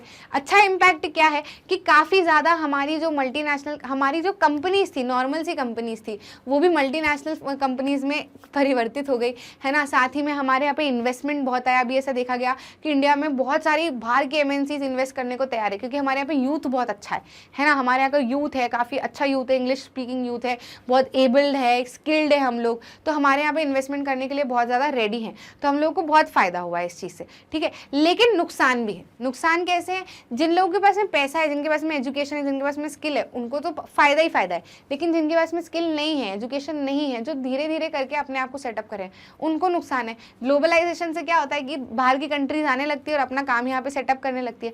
जो छोटा मोटा प्रोड्यूसर है, जो ऊपर उठ के आ रहा है, फिर उसका सामान कोई नहीं खरीदता, है ना, वो फिर दूसरी कंपनीज का सामान खरीदते हैं। तो फिर ऐसे में वो बनने से पहले ही डूब जाता है। साथ ही साथ में ऐसा देखा गया है कि जो कंपनीज हैं ये चाहती हैं कि इनका ज़्यादा से ज़्यादा प्रॉफिट हो, ठीक है। तो ये वर्कर को मेहनत का पैसा नहीं देते, ठीक है, उनकी कंडीशंस का ध्यान नहीं रखते, कुछ तो भी सेफ्टी है ही नहीं, कुछ तो भी काम चल रहा है। तो इसे ऑर्गेनाइज सेक्टर से अनऑर्गेनाइज सेक्टर में परिवर्तित होते हुए हमको दिख रहे हैं। तो ये दो फैक्टर्स हमको दिखे कि इम्पैक्ट ऑफ ग्लोबलाइजेशन अच्छा भी है और बुरा भी है। अगर अच्छा पूछा जाए तो आप अच्छी वाली चीज़ें लिख देना कि भैया वाइड वेराइटी ऑफ चॉइसेस मिल जाती है अब गुड्स में, है ना, प्रोड्यूसर्स कम्पीट कर पाते हैं, क्वालिटी इंक्रीज हो गई है, ठीक है, कुछ एमएनसीज, कुछ कंपनीज तो एमएनसीज बन गई है, इन्वेस्टमेंट बहुत अच्छा हो रहा है। लेकिन अगर नेगेटिव इफेक्ट पूछे तो कहना कि प्रोड्यूसर्स, स्मॉल प्रोड्यूसर्स ग्रो नहीं कर पाते और जो वर्किंग कंडीशंस है वो खराब होते जा रही है, बिकॉज एमएनसी जो है वो प्रॉफिट कंसर्न्ड है और वो ध्यान नहीं देती, ठीक है। ये चीज हमको देखने को मिली। अब स्ट्रगल ऑफ फेयर ग्लोबलाइजेशन की हम बात करें, क्योंकि ग्लोबलाइजेशन अब रियलिटी है, सच्चाई है, होना ही है, बाहर से कंपनीज आनी ही है, बाहर से कंपनी में ट्रेड होना ही है। तो फिर जिन लोगों को नुकसान हो रहा है उनका क्या करें, ग्लोबलाइजेशन को कैसे फेयर बनाएं, है ना। तो इसमें काम आता है गवर्नमेंट का। गवर्नमेंट को ध्यान रखना चाहिए, ऐसी पॉलिसीज बनानी चाहिए जिससे स्मॉल प्रोड्यूसर्स प्रोटेक्टेड रहे। अगर ज़रूरत लग रही है कि इन्वेस्टमेंट और फॉरेन ट्रेड पे बैरियर लगाना है, टैक्स लगाना है, तो बिल्कुल लगाओ, ठीक है, इनको प्रोटेक्ट करो। साथ ही में WTO से नेगोशिएट करना चाहिए, वर्ल्ड ट्रेड ऑर्गेनाइजेशन से, कि भैया डेवलप्ड नेशन में भी फिर आप ट्रेड को क्या करो, फ्री करवाओ। अगर हमारा फ्री करवा रहे तो इनका भी फ्री कराओ, ताकि ये हमारे यहाँ पे बेच पा रहे तो हम भी तो इनके यहाँ पे बेच पाए सामान। हमारा सामान तो महंगा हो जाता है, फिर हमारा सामान इनकी कंट्री वाले खरीदते नहीं है ना। वर्कर लॉ, लेबर लॉ के ऊपर गवर्नमेंट ध्यान दे कि वर्किंग कंडीशंस अच्छी से बनी रहे, है ना। तो ये सारी चीज़ें हैं जिसके ऊपर काम किया जा सकता है और ग्लोबलाइजेशन को और फेयर बनाया जा सकता है, यानी कि अच्छा बनाया जा सकता है, ताकि सभी लोगों को उससे फायदा हो, किसी का नुकसान ना हो। समझ में आया कि नहीं। तो पार्टीज की जब ये चैप्टर शुरू होता है तो हमको बताता है कि यार जब भी डेमोक्रेसी की बात होती है ना, जैसे हम लोग को तो डेमोक्रेसी के बारे में पता है तो हम समझते हैं, लेकिन नॉर्मल इंसान, हमारे पेरेंट्स वगैरह, मतलब जिसको ज़्यादा नहीं पता है ना डेमोक्रेसी वगैरह के बारे में, उसके लिए डेमोक्रेसी का मतलब क्या होता है, पॉलिटिकल पार्टी, है ना। मतलब ये जो नेता, राजनेता, पार्टी, उनके लिए कुल मिला के राजनीति यही होती है, ठीक है, लोकतंत्र भी यही होता है ना, उनको ऐसा लगता है। और कई बार हम क्या करते हैं कि अगर कुछ भी गड़बड़ हुई देश में तो हम हर चीज़ के लिए पॉलिटिकल पार्टीज को ब्लेम करने लगते हैं, है ना। तो हमारा जो क्लियरेंस नहीं है पॉलिटिकल पार्टीज को लेके कि आखिर इनका काम क्या है, इनका मतलब क्या होता है ना, ये अलग ही हम सोच में लगे हुए हैं कि पॉलिटिकल पार्टीज को हमने समझा ही नहीं है, ठीक है। इसीलिए हमको क्या लगता है कि जब भी ये न्यूज़ चैनल पे आते हैं, जब भी ऐसी प्रॉब्लम्स होती है तो हमको लगता है क्यों होती है पॉलिटिकल पार्टी, होनी ही नहीं चाहिए, है ना, रखो ही मत। ऐसा नहीं होता, ठीक है। अगर पढ़ाई नहीं कर रहे हैं बच्चे स्कूल में, इसका मतलब ये नहीं कि एजुकेशन ही नहीं होना चाहिए। समझ रहे हो कि नहीं अंतर? बच्चे एजुकेशन का मतलब नहीं समझ पा रहे, इसका मतलब ये है एजुकेशन तो होना चाहिए। तो अभी हमको बच्चों पे ध्यान देने की जरूरत है। ऐसे ही हमको पॉलिटिकल पार्टीज तो जरूरी है, लेकिन नेता गड़बड़ कर रहे हैं तो नेता पे ध्यान देने की जरूरत है। ऐसा हमको ये पूरा का पूरा चैप्टर सिखाता है। तो अगर हम समझे कि what is the meaning of political party या why do we need party, party की हमको जरूरत क्यों है, ये जो सवाल आता है उसके लिए हमको इनके मीनिंग, फंक्शन और नेसेसिटी को समझने की जरूरत है। मीनिंग क्या होता है? एक ग्रुप ऑफ पीपल जो कि इकट्ठे होते हैं, उनको ऐसा लगता है कि ये पॉलिसीज, ये डिसीजन जो है वो अच्छे हैं, इससे देश का भला हो सकता है। सेम पॉलिसीज और प्रोग्राम के ऊपर एग्री करते हैं, वो अपना ग्रुप बनाते हैं, फिर इलेक्शन कंटेस्ट करते हैं और गवर्नमेंट फॉर्म करते हैं। इसी को क्या कहा जाता है? Political party. अब पॉलिटिकल पार्टी जो होती है इसके 3 कंपोनेंट होते हैं बेसिकली, है ना। एक तो लीडर, ठीक है, एक एक्टिव मेंबर और एक फॉलोअर, ठीक है। तो ये क्या हो गए? पॉलिटिकल पार्टी के कंपोनेंट हो गए। अभी जो पॉलिटिकल पार्टी है ना, इसमें आपको देखने को मिलेगा कि अधिकतर लोग कोई इशू आता है, ठीक है, तो अब मैं हूँ, मान लो मैं कोई फलाना ए पार्टी को सपोर्ट करती हूँ, तब कोई इशू आया है तो मैं इतनी कट्टर हो जाऊंगी कि मैं ये नहीं देखूंगी कि अपने को वो प्रॉब्लम सॉल्व करना है, मैं ये देखूंगी कि मेरी पार्टी क्या बोल रही है, हाँ मेरी पार्टी सही बोल रही है, हाँ मेरी पार्टी सही बोल रही है। ये हमको करते हुए दिखते हैं लोग, है ना। तो इसको क्या कहा जाता है? पार्टीशन कहा जाता है। और ये जो तरीका होता है इसको पार्टीशनशिप कहते हैं, ठीक है। तो हम इशू को भूल जाते हैं, हम सिर्फ पार्टी की साइड लेना समझते हैं कि ये नहीं, ये सही बोल रही है, ये सही बोल रही है, अरे नहीं, फिर वो इशू तो पता नहीं कहाँ रह जाता है। तो ये जो टेंडेंसी है इसको पार्टीशनशिप कहा जाता है। और ये जो लोग जो ऐसा करते हैं उनको पार्टीशन कहते हैं। समझ में आया कि नहीं?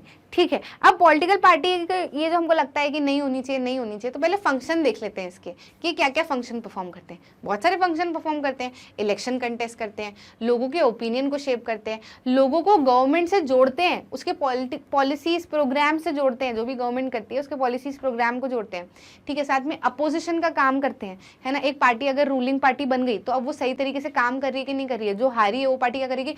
चेक लगा के बैठेगी, जहां ये कुछ गड़बड़ करे मैं बोलूँ, जहां कुछ गड़बड़ करे मैं बोलूँ। तो वो भले कुछ और नियत से ऐसा कर रहे हैं, लेकिन इसका काफी ज्यादा फायदा है। जो रूलिंग पार्टी है उसको डर रहेगा कि वो गलत ना करे, है ना। अगर गलत करा है तो अपोजिशन पार्टी बैठी है ध्यान रखने के लिए, कुछ गलत करेंगे तो पकड़ लेगी, लोगों के सामने लेके आ जाएगी, है ना। तो ये सारी चीजें क्या करती है? पॉलिटिकल पार्टीज परफॉर्म करती है ना। गवर्नमेंट फॉर्म करती है। बहुत सारी चीजें हमको फंक्शंस में पॉलिटिकल पार्टी की देखने को मिलती है। डायरेक्ट क्वेश्चन आ जाता है तो आपको इनको ध्यान में रखना ही रखना है, ठीक है। अब इसकी जरूरत क्या है? तो एक तो ये है कि ऐसे भी बोल सकते हैं कि जब इतने सारे फंक्शन परफॉर्म करती है तो जरूरत है ही, है ना। अगर पॉलिटिकल पार्टी नहीं रहेगी तो ये सारे फंक्शंस कौन परफॉर्म करेगा?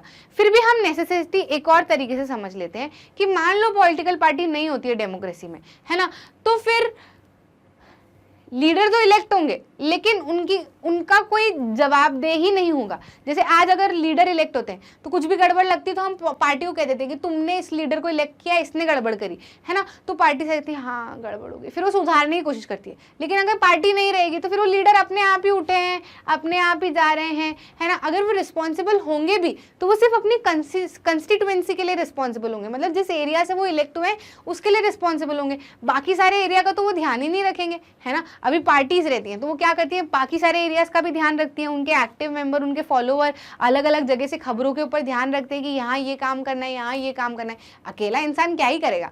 समझ रहे हो कि नहीं समझ रहे हो? इसलिए पॉलिटिकल पार्टी का होना बहुत ज्यादा जरूरी है। लीडर अगर सिर्फ सिंगल पर्सन होगा तो वो गवर्नमेंट तो बना लेगा, लेकिन क्या उस गवर्नमेंट की कोई यूटिलिटी रहेगी? नहीं। एक बंदा क्या काम करेगा, है ना। उसको सपोर्ट करने वाले लोग ही नहीं होंगे, काम करने वाले लोग ही नहीं होंगे। तो फिर ऐसे जो है वो चीज़ें काफ़ी ज़्यादा गड़बड़ आ जाएगी। वो कभी भी गवर्नमेंट फिर गिर सकती है, कभी भी बन सकती है, उसका कोई भरोसा नहीं रहेगा। वहीं पार्टीज रहेगी तो अगर लीडर कुछ गड़बड़ करता है तो फट से बोलेगी कि नहीं ध्यान रखना है, तो फिर उसका जो है वो कामकाज बना रहेगा। समझ में आया कि नहीं आया? अब ऐसा देखा गया है कि इंडिया, ये तो इससे तो हमको क्या समझ में आ गया कि पॉलिटिकल पार्टी की जरूरत तो है ना। अब हम गलत तरीके से नेता जो है वो काम कर रहे हैं तो इसमें पॉलिटिकल पार्टी के कंसेप्ट का कोई गड़बड़ नहीं है, है ना। पॉलिटिकल पार्टी की जरूरत तो हमको है, ठीक है, अब तरीके जो है वो हम नीचे सुधारेंगे, ठीक है, कैसे सुधार सकते हैं। अभी यहाँ तक क्लियर है कि पॉलिटिकल पार्टी की हमको ज़रूरत तो है, क्योंकि अगर नहीं होगी तो फिर ये सारे काम कौन करेगा, है ना। अब इंडिया में अगर देखा जाए तो अब ऐसे हमने कह दिया कि पॉलिटिकल पार्टी की ज़रूरत है, तो हमने 750 पॉलिटिकल पार्टी बना दी, है ना। हमारे यहाँ पे तो हर चीज़ एकदम सब करो, जो करना है वो करो, तो हमने कितनी बनाई, 750 पॉलिटिकल पार्टीज बना ली। अब आप बताओ कि पॉलिटिकल पार्टीज कितनी ज़रूरी है, एक देश में कितनी पॉलिटिकल पार्टीज होनी चाहिए। तो बेसिकली डेमोक्रेसी ये कहती है कि अगर कोई सी भी country democratic form of government adopt करिए तो कम से कम 2 पॉलिटिकल पार्टी तो होनी चाहिए, 2 से ज़्यादा होनी चाहिए, ठीक है, मतलब कम नहीं होनी चाहिए, कम से कम 2 ओपिनियन का तो हो कि एक अपोजिशन बने एक विनिंग बने, ऐसा, ठीक है, तो 2 तो होनी चाहिए। अब इसमें हमको क्या देखने को मिलता है, इसमें हमको देखने को मिलता है system of political system of, हाँ, पार्टी सिस्टम आप कह सकते हो, है ना। पार्टी सिस्टम हमको देखने को मिलता है कि जैसे चाइना है तो वहाँ पे 1 पार्टी सिस्टम है, शुरुआत से कम्युनिस्ट गवर्नमेंट ही रही है, वही रहती है, वहाँ पे कोई दूसरी पार्टी बनती नहीं बनती है। यूएसए है, यूके है, यहाँ पर क्या है 2 पार्टी यानी बाय पार्टी सिस्टम देखने को मिलता है, यानी कि 2 ही गवर्नमेंट 2 ही पार्टी है, उन्हीं में आपस में जो है वो झगड़ा होता रहता है कि कौन गवर्नमेंट बनाएगी, मतलब कंपीट करते रहते हैं, उसके अलावा कोई तीसरी पार्टी नहीं होती। वहीं कुछ देश ऐसे हैं, इंडिया जैसे, जहाँ पे मल्टी पार्टी सिस्टम है ना, यहाँ पर कितनी बहुत सारी पॉलिटिकल पार्टी आप बना सकते हो, 2 से ज़्यादा पॉलिटिकल पार्टीज यहाँ पे आपको देखने को मिलती है। तो ये सिस्टम क्या कहलाता है, मल्टी पार्टी सिस्टम कहलाता है, ठीक है। अब कौन सा पार्टी सिस्टम अच्छा है, इतने सारे पार्टी सिस्टम है तो कोई सा तो पार्टी सिस्टम अच्छा होगा। तो पार्टी सिस्टम देखो, आप ऐसा नहीं कह सकते कि अक्कड़ बक्कड़ बम्बे वो ये अच्छा है या मेरी कंट्री ये फॉलो कर रही है तो ये अच्छा है, नहीं हो सकता है मल्टी पार्टी सिस्टम इंडिया के लिए अच्छा हो लेकिन चाइना के लिए अच्छा ना हो। इंडिया के लिए मल्टी पार्टी सिस्टम इसलिए ज़रूरी है क्योंकि यहाँ पर डाइवर्सिटी बहुत है ना, लोग ही इतनी सारी कम्युनिटी के हैं, तो सबके ओपिनियन को लेने के लिए, है ना, तो पार्टीज भी ज़्यादा ही चाहिएगी, ठीक है। तो इसलिए यहाँ पर पार्टीज की हमको ज़्यादा ज़रूरत है, ज़्यादा मल्टी पार्टी सिस्टम हम फॉलो करते हैं। तो हमने ऐसा नहीं कि चूज़ किया कि ये 3 है इसमें से एक ले लेते हैं, ऐसा नहीं, ये हम इवॉल्व हुए हैं, हमारी हिस्ट्री जैसी थी, हमारा पॉलिटिकल फॉर्मेशन जैसा था, उस हिसाब से हम धीरे धीरे करके अपने आप ही मल्टी पार्टी सिस्टम बन गए। Same goes for UK, same goes for China, वो अपने आप ही 1 पार्टी बने होंगे, ये अपने आप ही 2 पार्टी बने होंगे, अपने आप ही 3 पार्टी बने होंगे, ये मल्टी पार्टी बने इंडिया, ठीक है। तो ये सिस्टम जो है ये ऐसी चीज़ नहीं है जो हम चूज़ कर सकते हैं, हम इसको चूज़ नहीं कर सकते, हम इवॉल्व होते हैं और हमारा पार्टी सिस्टम जो है वो इस तरीके से बन जाता है, ठीक है। तो आप इसको चूज़ नहीं कर सकते, it completely depends on the history, political formation, सारी चीज़ों के ऊपर डिपेंडेंट रहता है, ठीक है। अब इसमें हमको देखने को मिलती है 2 तरीके की पार्टी, नेशनल पार्टी और स्टेट पार्टी, ठीक है। रिकॉग्नाइज पॉलिटिकल पार्टीज भी हम देखते हैं कि इलेक्शन कमीशन ने कुछ पार्टीज को रिकॉग्नाइज पार्टीज का नाम दे दिया है, मतलब कि ये रिकॉग्नाइज्ड है, ठीक है। तो उनका एक क्राइटेरिया है, उस हिसाब से वो रिकॉग्नाइज्ड होती हैं। अगर रिकॉग्नाइज हो जाती हैं पार्टीज तो फिर उनको इलेक्शन कमीशन एक सिंबल देता है जो सिर्फ उसी पार्टी के लोग यूज़ कर सकते हैं, दूसरी पार्टी के लोग यूज़ नहीं करते, है ना। तो ये रिकॉग्नाइज पॉलिटिकल पार्टी होती है और भी बहुत सारे प्रिविलेजेस जो है वो दिए जाते हैं। अब नेशनल पार्टी और स्टेट पार्टी क्या होती हैं, तो ऐसी पार्टीज जिनकी यूनिट बहुत सारे स्टेट्स में है, सेंटर पे भी है, तो ये क्या कहलाती है, नेशनल पार्टी कहलाती है। वहीं स्टेट पार्टी क्या कहलाती है, ऐसी पार्टीज जिनकी यूनिट कुछ ही स्टेट्स में है, ठीक है, 1 आध 2 स्टेट में आपको देखने को मिलेगी, ऐसी पार्टीज क्या कहलाती है, स्टेट पार्टी कहलाती है। अब नेशनल पार्टी बनने का क्या क्राइटेरिया है ना, नेशनल पार्टी बनने का क्या क्राइटेरिया है, तो यहाँ पे मैं क्राइटेरिया लिख देती हूँ, ठीक है। ये नेशनल पार्टी का क्राइटेरिया हम लिख देते हैं। नेशनल पार्टी अगर बनना है, जैसे कोई भी पार्टी सीधे तो नेशनल नहीं बन जाती, धीरे धीरे करके मेहनत करती है, उसके बाद में ही नेशनल पार्टी बनेगी, है ना। तो अगर नेशनल पार्टी किसी पार्टी को बनना होता है तो 2 क्राइटेरिया होते हैं, एक तो वोट्स के बेसिस पे, ठीक है, और दूसरा जो है सीट्स के बेसिस पे। अगर वोट्स के बेसिस पे बात करें तो नेशनल पार्टी में फर्दर डिवाइडेड है कि या तो 6% सीट्स जो है वो लोकसभा की आ जाए, टोटल लोकसभा की जितनी भी सीट्स है उसकी 6% सीट्स आ जाए, या फिर 4 स्टेट की जो लेजिस्लेटिव असेंबली के इलेक्शन हो रहे हैं उसमें से 6% सीट्स आ जाए, ठीक है। दोनों में से एक भी अगर हो गया तो वोट्स ठीक है, ठीक है। सीट्स के लिए कितनी सीट चाहिए होती है, 4 सीट जो है वो लोकसभा की चाहिए होती है।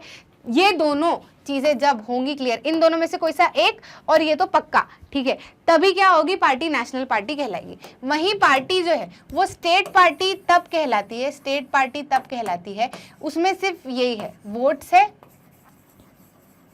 और सीट्स है, ठीक है। अब सीट्स में अगर हम देखें तो वोट्स में क्या है, 6% वोट्स किसके चाहिए होते हैं, स्टेट की लेजिस्लेटिव असेंबली के जो इलेक्शन हो रहे हैं उसके कितने चाहिए, 6% वोट चाहिए, और सीट जो है वो कितनी चाहिए, 2 सीट्स जो है वो चाहिए होती है, ठीक है, लेजिस्लेटिव, स्टेट लेजिस्लेटिव असेंबली के लिए। ठीक है, समझ में आया कि नहीं आया? तो अगर ऐसा कंडीशन हुई तो वो स्टेट पार्टी कहला जाती है।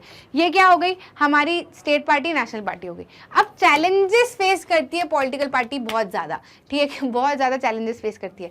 नेशनल पार्टी और स्टेट पार्टी के कुछ नाम है, 7 नेशनल पार्टी और बहुत सारी स्टेट पार्टी है। तो आप थोड़ा बहुत देख सकते हो ऊपर ऊपर से, मतलब इनकी आइडियोलॉजी देख सकते हो पार्टीज़ की, कि क्या आइडियोलॉजी है ना, किसने बनाया था, ऐसे थोड़ा बहुत, ऐसे ज़्यादा आना नहीं है, चांसेस बहुत कम है, लेकिन हाँ आप करना ज़रूर, मिस मत करना इसको, ठीक है। स्टेट पार्टी जो है वो काफ़ी ज़्यादा उसमें काम आती है, क्या बोलते हैं हम उसको, अलायंस बनाने में, है ना। नेशनल पार्टी कभी भी ऐसा हुआ नहीं है कि नेशनल पार्टी ने ही कंप्लीट गवर्नमेंट हमेशा बनाई हो, है ना। अलायंस बनाने की ज़रूरत पड़ी जाती है क्योंकि बहुमत मिलता नहीं है पूरी तरीके से, टोटल सीट्स नहीं मिल पाती जितनी चाहिए होती है, तो फिर वो स्टेट पार्टी के साथ में अलायंस बना लेते हैं, गठबंधन कर लेते हैं और फिर गवर्नमेंट फॉर्म करते हैं। तो अभी तक सारी स्टेट पार्टी जो है वो गठबंधन में आ चुकी है ना। अब चैलेंजेस की बात करें तो बहुत सारे चैलेंजेस फेस करती है पॉलिटिकल पार्टी। एक तो इंटरनल इनका होता नहीं है कुछ, ठीक है, ये इंटरनली बहुत ज़्यादा गड़बड़ इनके अंदर रहती है, ठीक है। दूसरा, मनी एंड मसल पावर इनके अंदर काफ़ी ज़्यादा चलता है, मतलब जो ताकतवर है, जिसके पास में पैसा है, वही लोग टॉप के ऊपर रहेंगे, ठीक है। डायनेस्टिक सक्सेशन देखने को मिलता है कि जो टॉप लीडर्स हैं वो क्या करते हैं, अपनी पूरी फैमिली को ले आते हैं और बिल्कुल टॉप पोस्ट उनको दे देते हैं, तो जो दूसरा बेचारा डिजर्विंग है वो आगे नहीं आ पाता, है ना। और इंटरनल डेमोक्रेसी इनके अंदर नहीं फॉलो होती है, कि ऐसा नहीं कि बराबर इलेक्शन करें कि इसको लीडर बनाना है तो चलो सारे के सारे मिलके इलेक्ट करते हैं, जिसको वोट ज़्यादा मिलेंगे उसको लीडर बनाएंगे, ऐसा नहीं है। वो जो शुरुआत से चला आ रहा है उसी को लीडर बनाए हुए हैं, वो जो चमचा है उसका फिर वो दूसरा लीडर बन गया, फिर उसका बेटा लीडर बन गया, बेटे का बेटा लीडर बन गया, ऐसी चीज़ें हमको यहाँ पर देखने को मिलती है, ठीक है। तो पार्टी जो है वो कुछ इस तरीके से चैलेंजेस फेस करती है, क्या क्या, एक तो lack of internal democracy, dynastic succession, money and muscle power, ठीक है। और एक और चीज़ होती है कि चॉइस अच्छी नहीं देते, ठीक है, लैक ऑफ मीनिंगफुल चॉइसेस, मतलब सब पार्टी एक ही जैसी बातें कर रही हैं, है ना, एक ही मुद्दे उठाए हुए हैं, तो बंदे को चॉइस ही नहीं मिलेगी कि किसको चूज़ करूँ, भाई ये भी बेवकूफ़, ये भी बेवकूफ़, किसी को भी कर लो, ऐसे केसेस बन जाते हैं। और ऐसा सिर्फ इंडिया में नहीं, हर जगह देखने को मिलता है। तो ये क्या हो गए, हमारे चैलेंजेस हो गए। वहीं पार्टीज, अब जब चैलेंजेस हैं तो पार्टीज को रिफॉर्म कैसे किया जाए, मतलब इनकी मरम्मत कैसे किया जाए। तो सवाल बनता है, क्या ये वाकई में मरम्मत चाहती हैं, है ना। तो अगर ये चाहें तो खुद से ही कर सकती हैं, ठीक है, करने की जरूरत ही नहीं पड़ेगी किसी को। लेकिन अगर नहीं चाह रही हैं तो फिर दूसरे को करना पड़ेगा, क्योंकि पॉलिटिकल पार्टी का जो कंसेप्ट है वो खराब नहीं है, लेकिन इसकी वर्किंग को ठीक करना जरूरी है। तो कैसे वर्किंग ठीक की जा सकती है, इसमें 2 चीज देखने को मिलती है। एक तो एफर्ट जो कि लगा चुके हैं हम, ठीक है, जो लगा चुके हैं इनको ठीक करने के लिए। दूसरे क्या है, सजेशंस है, जो हम सोचते हैं कि ऐसा हो जाए तो और अच्छे से काम हो जाएगा। तो एफर्ट क्या क्या लगा चुके हैं, सुप्रीम कोर्ट ने ऑर्डर दे दिया है कि भाई आपको क्या करना पड़ेगा, अगर आप पार्टी में लीडर बन रहे हो या पार्टी के मेंबर बन रहे हो या कुछ भी बन रहे हो, तो आपको एफिडेविट फाइल करना पड़ेगा, मतलब शपथ पत्र देना पड़ेगा कि इतना इतना इनकम टैक्स आप भरते हो, कोई आपके अगेंस्ट क्रिमिनल रिकॉर्ड नहीं है। एक तो ये चीज़। दूसरा, ये सुप्रीम कोर्ट ने ये भी बोला है कि आपको डिफेक्शन नहीं करना है। मतलब पार्टी वाले क्या करते थे कि जैसे मैं एक पार्टी को बिलोंग कर रही हूँ, मैं जीत गई, है ना, अब मैं जीत गई तो दूसरा पार्टी वाला मेरे को पैसे देगा कि भाई तू हमारी पार्टी में आ जा, है ना। तो ऐसा होता था कि पोस्ट लेके चले जाते थे दूसरी पार्टी में। तो ऐसा भी तो हो सकता है कि मैं मेरे वजह से नहीं, मेरी पार्टी के नाम की वजह से जीती हूँ। तो इसलिए क्या बोला गया कि अब आप डिफेक्शन नहीं कर सकते। अगर आप दूसरी पार्टी में जीतने के बाद शिफ्ट होते हो तो आप नॉर्मल इंसान की तरह जाओगे, लीडर की तरह नहीं जाओगे। समझ में आया कि नहीं आया। तो डिफेक्शन जो है वो उसको हटाने की बात की गई। साथ ही साथ में ये भी बोला गया कि इंटरनल ऑर्गेनाइजेशनल मीटिंग्स जो है वो होनी चाहिए, किसके अंदर, पार्टी के अंदर। ऑर्गेनाइजेशनल मीटिंग, रिकॉर्ड्स, सारे डेटा, ये सारे रखने चाहिए लीडर्स को पॉलिटिकल पार्टी में, कंटिन्यू सारी चीज़ें होनी चाहिए, ताकि जो डिजर्विंग लोग हैं वो भी ऊपर आ पाएँ और सबका अच्छे से काम हो सके और पार्टी अच्छे से वर्क कर सके, ठीक है। तो ये तो एफर्ट डाल चुके हैं, ऐसा हो चुका है, ऐसा ऑर्डर दिए जा चुके हैं और ऐसा हो रहा है पार्टीज के अंदर, ठीक है। इसको हमने मरम्मत करने के लिए इतने एफर्ट किए। कुछ सजेशन है कि पार्टी के अंदर 1/3 सीट्स वुमेन के लिए भी होनी चाहिए, क्योंकि कब तक हम वुमेन की जो सुरक्षा है वो मैन के भरोसे छोड़ेंगे, है ना। मतलब मेरी जो परेशानी है वो मैं ही बता सकती हूँ ना, कोई दूसरा थोड़े बता सकता है, ठीक है। तो वुमेन्स की परेशानी वुमेन्स बता सकती है, कोई दूसरा थोड़े बता सकता है। तो वुमेन्स की जरूरत है कि भैया पार्टीज के अंदर भी वुमेन के लिए 1/3 सीट्स रिजर्व होनी चाहिए, ठीक है। पार्टीज के अंदर भी वुमेन्स के लिए 1/3 सीट्स रिजर्व होनी चाहिए ताकि वो मुद्दे ला सकें, औरतों के मुद्दे ला सकें, है ना। साथ ही साथ में ये भी बोला गया है कि ये जो ऑर्गेनाइजेशनल मीटिंग वगैरह है, ये जो इंटरनल चीज़ें चलती है, इसको और ज़्यादा स्ट्रॉन्ग किया जाए, है ना। मीटिंग्स वगैरह बिल्कुल प्रॉपर तरीके से ली जाए, अच्छे से कामकाज जो है वो सारा कुछ किया जाए, ठीक है। तो ये सारी बातें जो है वो कही गई है, ठीक है। एफर्ट्स भी हो गए, हमारे सजेशन भी हो गए, यही कुल मिला के आपको पूरे चैप्टर के अंदर बताया हुआ है। समझ में आया कि नहीं? क्लियर मिनट्स हम कोशिश करेंगे कि फटाक से फुर इसका पूरा रिवीजन करें ताकि आपको एकदम क्या कहते हैं उसको, चेरी ऑन द केक होता है ना, कि मतलब हमको समझ में तो आ गया अच्छे से सारी चीज़ें, लेकिन एक बार रिवाइज हो जाए अगर हमारा तो फिर तो क्या बात है, फिर तो हम एग्जाम फोड़ देंगे, है ना। तो ये वाली सीरीज आपकी चल रही है 20 मिनट रिविजन वाली। इसके पहले भी आपको काफ़ी सारे चैप्टर ऑलरेडी प्रोवाइड कर दिए गए हैं। आज बात कर लेते हैं life lines of national economy की। तो कुल मिला के आपको जो टॉपिक्स है ना इसके अंदर, वो टॉपिक्स ये हैं, ठीक है। यही आपका पूरा चैप्टर है life lines of national economy वाला। जब भी आप पढ़ते हो, एग्जाम की तैयारी करते हो, अगर आप ये देख लो कि इतने इतने टॉपिक्स है, इसके अंदर ये बोला है, इसके अंदर ये बोला है, इसके अंदर ये, तो आपके ना जब आप आंसर लिखोगे तो आपको फट से याद आ जाएगा कि ये उस टॉपिक के अंदर मुझे मिल जाएगा, उसके अंदर ये चीज़ बोली थी, इसके अंदर ये चीज़ बोली थी। तो ऐसे फट से आपका with in very small interval of time पूरा रिविजन हो जाएगा और आपको एग्जाम में आंसर लिखने में भी आसानी रहेगी। नहीं तो अगर इस तरीके से आप सेग्रीगेट नहीं करते हो ना, तो फिर दिमाग में बहुत सारा कचरा भरा होता है कि यार उसमें भी ये था, इसमें भी ये था, कंफ्यूज ना हो जाऊं, इसका उधर का इधर ना लिख दूं, इसका इधर का उधर ना कर दूं, है ना। तो ये प्रॉब्लम ना आए, इसलिए हम आज इसको जल्दी से फटाक से फुर अच्छे से पूरा सा समझ लेते हैं। सबसे पहले आपको बताया गया है ट्रांसपोर्टेशन के बारे में, या शुरुआत करते समय हम ये देख सकते हैं कि life lines of national economy मतलब कि हमारी जो नेशन की जो इकोनॉमी है उसकी लाइफ लाइन्स क्या है ना। तो उसकी लाइफ लाइन्स जो है उसके अंदर आपका आता है ट्रेड, ट्रांसपोर्ट, कम्युनिकेशन। समझ रहे हो कि नहीं समझ रहे हो? ये लाइफलाइंस होती है किसी भी इकोनॉमी के। ना ट्रेड ट्रांसपोर्टेशन के बिना चल सकता है, ना कम्युनिकेशन ट्रांसपोर्टेशन और ट्रेड के बिना चल सकता है। सब में आपको इन तीनों चीजों की क्या पड़ेगी, जरूरत पड़ेगी। तो यही है आपके ट्रांसपोर्टेशन, इसमें हम कम्युनिकेशन और ये दोनों ट्रेड के बारे में पढ़ने वाले हैं। हमारी इकोनॉमी जो है वो इन तीनों फैक्टर्स से सबसे अच्छे से चलती है। लाइफलाइन होना मतलब क्या कि इकोनॉमी को चलाने वाली चीजें, है ना। तो कौन सी चीजें चलाती हैं? That is transportation, communication and trade. अब ट्रांसपोर्टेशन में आपको 3 ट्रांसपोर्टेशन बताए हुए हैं। कौन कौन से? एक रोडवेज, एक रेलवेज और तीसरा क्या? वाटरवेज। रोडवेज के बारे में अगर हम बात करें तो भैया क्या है ये, एकदम बढ़िया सा ट्रांसपोर्टेशन। आराम से घर से निकलो, जहां जाना है वहां से चले जाओ, ठीक है। और इसके काफी अच्छे इंपॉर्टेंस भी है ओवर रेलवेज। क्या क्या इंपॉर्टेंस है? रेलवेज जो है वो अनड्यूलेटिंग टेरेन पे नहीं डल सकता। आपको कहते हैं पहाड़ों पे रेलवे डाल दो, तो डाल पाओगे क्या? नहीं डाल पाओगे। ऐसी जगह पर भी रोडवेज काम आते हैं, है ना। अगर आपको पहाड़ों पर भी एक जगह से दूसरी जगह जाना है तो roadways are the most appropriate means of transport, ठीक है। समझ रहे हो कि नहीं समझ रहे हो? डोर टू डोर आपको इसके अंदर फैसिलिटी मिलती है कि अगर रोडवेज जैसे रेलवेज है, एयरवेज है, तो उसमें आपको क्या है, वहां तक जाना पड़ेगा, है ना। मतलब एयरवेज तक आ गए, एयरपोर्ट तक आ गए, अब उसके बाद में आपको जाना अगर घर तक है तो वो रोडवेज की मदद से ही जाना है ना। एरोप्लेन आपके घर पे थोड़े उतरेगा, ट्रेन आपके घर पे थोड़े उतरेगी।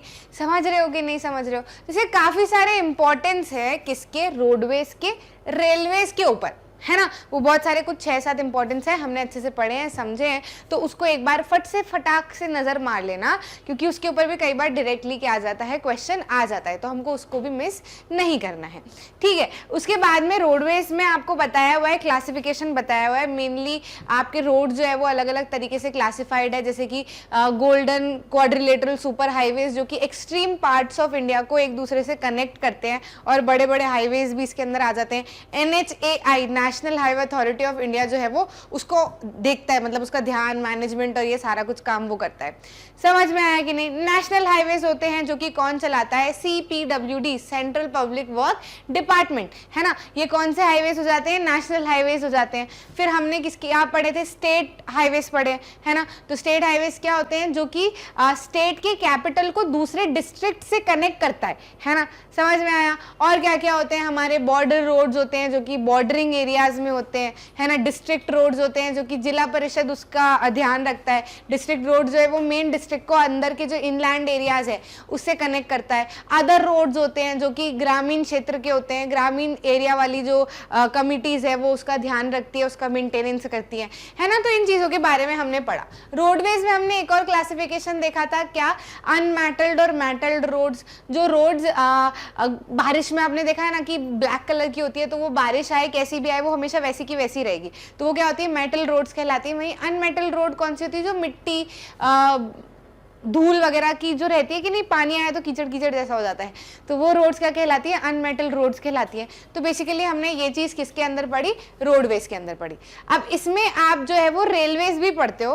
रेलवेज के बारे में आपको बताया गया है कि जो नर्दर्न प्लेन्स है ना, नर्दर्न प्लेन्स है, वहाँ पर ट्रांसपोर्टेशन काफ़ी ईजी हो गया है, लोग बहुत ज़्यादा रहते हैं, तो जिसकी वजह से रेलवेज वहाँ पर काफ़ी ज़्यादा डेंस नेटवर्क है। और भी एक और कारण है नर्दर्न प्लेन्स में डेंस नेटवर्क होने का, क्योंकि नर्दर्न प्लेन्स का जो एरिया है वो एकदम फ्लैट है, और अगर रेलवेज आपको लगानी है तो पटरी बिछाने के लिए आपको फ्लैट एरिया चाहिएगा, उबड़ खाबड़ एरिया नहीं चाहिएगा, पहाड़ी एरिया पे आप नहीं बना सकते हो रेलवेज, है ना। तो नर्दर्न प्लेन्स की आपको बात की गई है, और भी बहुत सारी चीज़ें थोड़ी थोड़ी उसमें बताई है।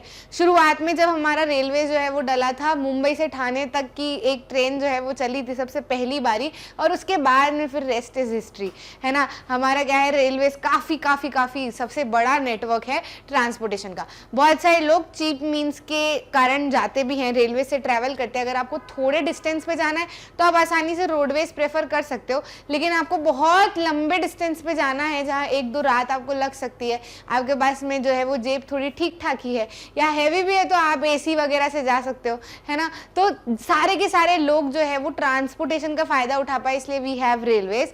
लेकिन रेलवेज जो है वो कुछ प्रॉब्लम्स भी फेस करती हैं, जैसे कि हम एक बड़ी प्रॉब्लम है रेलवेज के लिए, बिना टिकट के चढ़ जाते हैं, चाहे जब खींच देते हैं, चेन खींच देते हैं, चेन पुलिंग कर लेते हैं। अभी आप बहुत अच्छे से जानते हो कि रेलवेज जो है वो टाइम टू टाइम चलती है ना। थोड़ा बहुत भी 1-2 मिनट में भी आपने चेन पुलिंग करके परेशान किया ट्रेन को, तो आगे का पूरा शेड्यूल खराब हो जाता है ना। हम गंदगी मचाते हैं रेलवेज के अंदर, है ना, स्पिटिंग करते हैं, ढंग से चीज़ों को यूज़ नहीं करते, है ना, इंफ्रास्ट्रक्चर को ख़राब करते हैं रेलवेज के। तो those are some things that poses threat to railways, जिसका हमको ध्यान रखना चाहिए। लोग जो है वो चोरी चकारी मचाते हैं, जो कि नहीं होना चाहिए, और अब काफ़ी हद तक उस पर काम किया जा रहा है।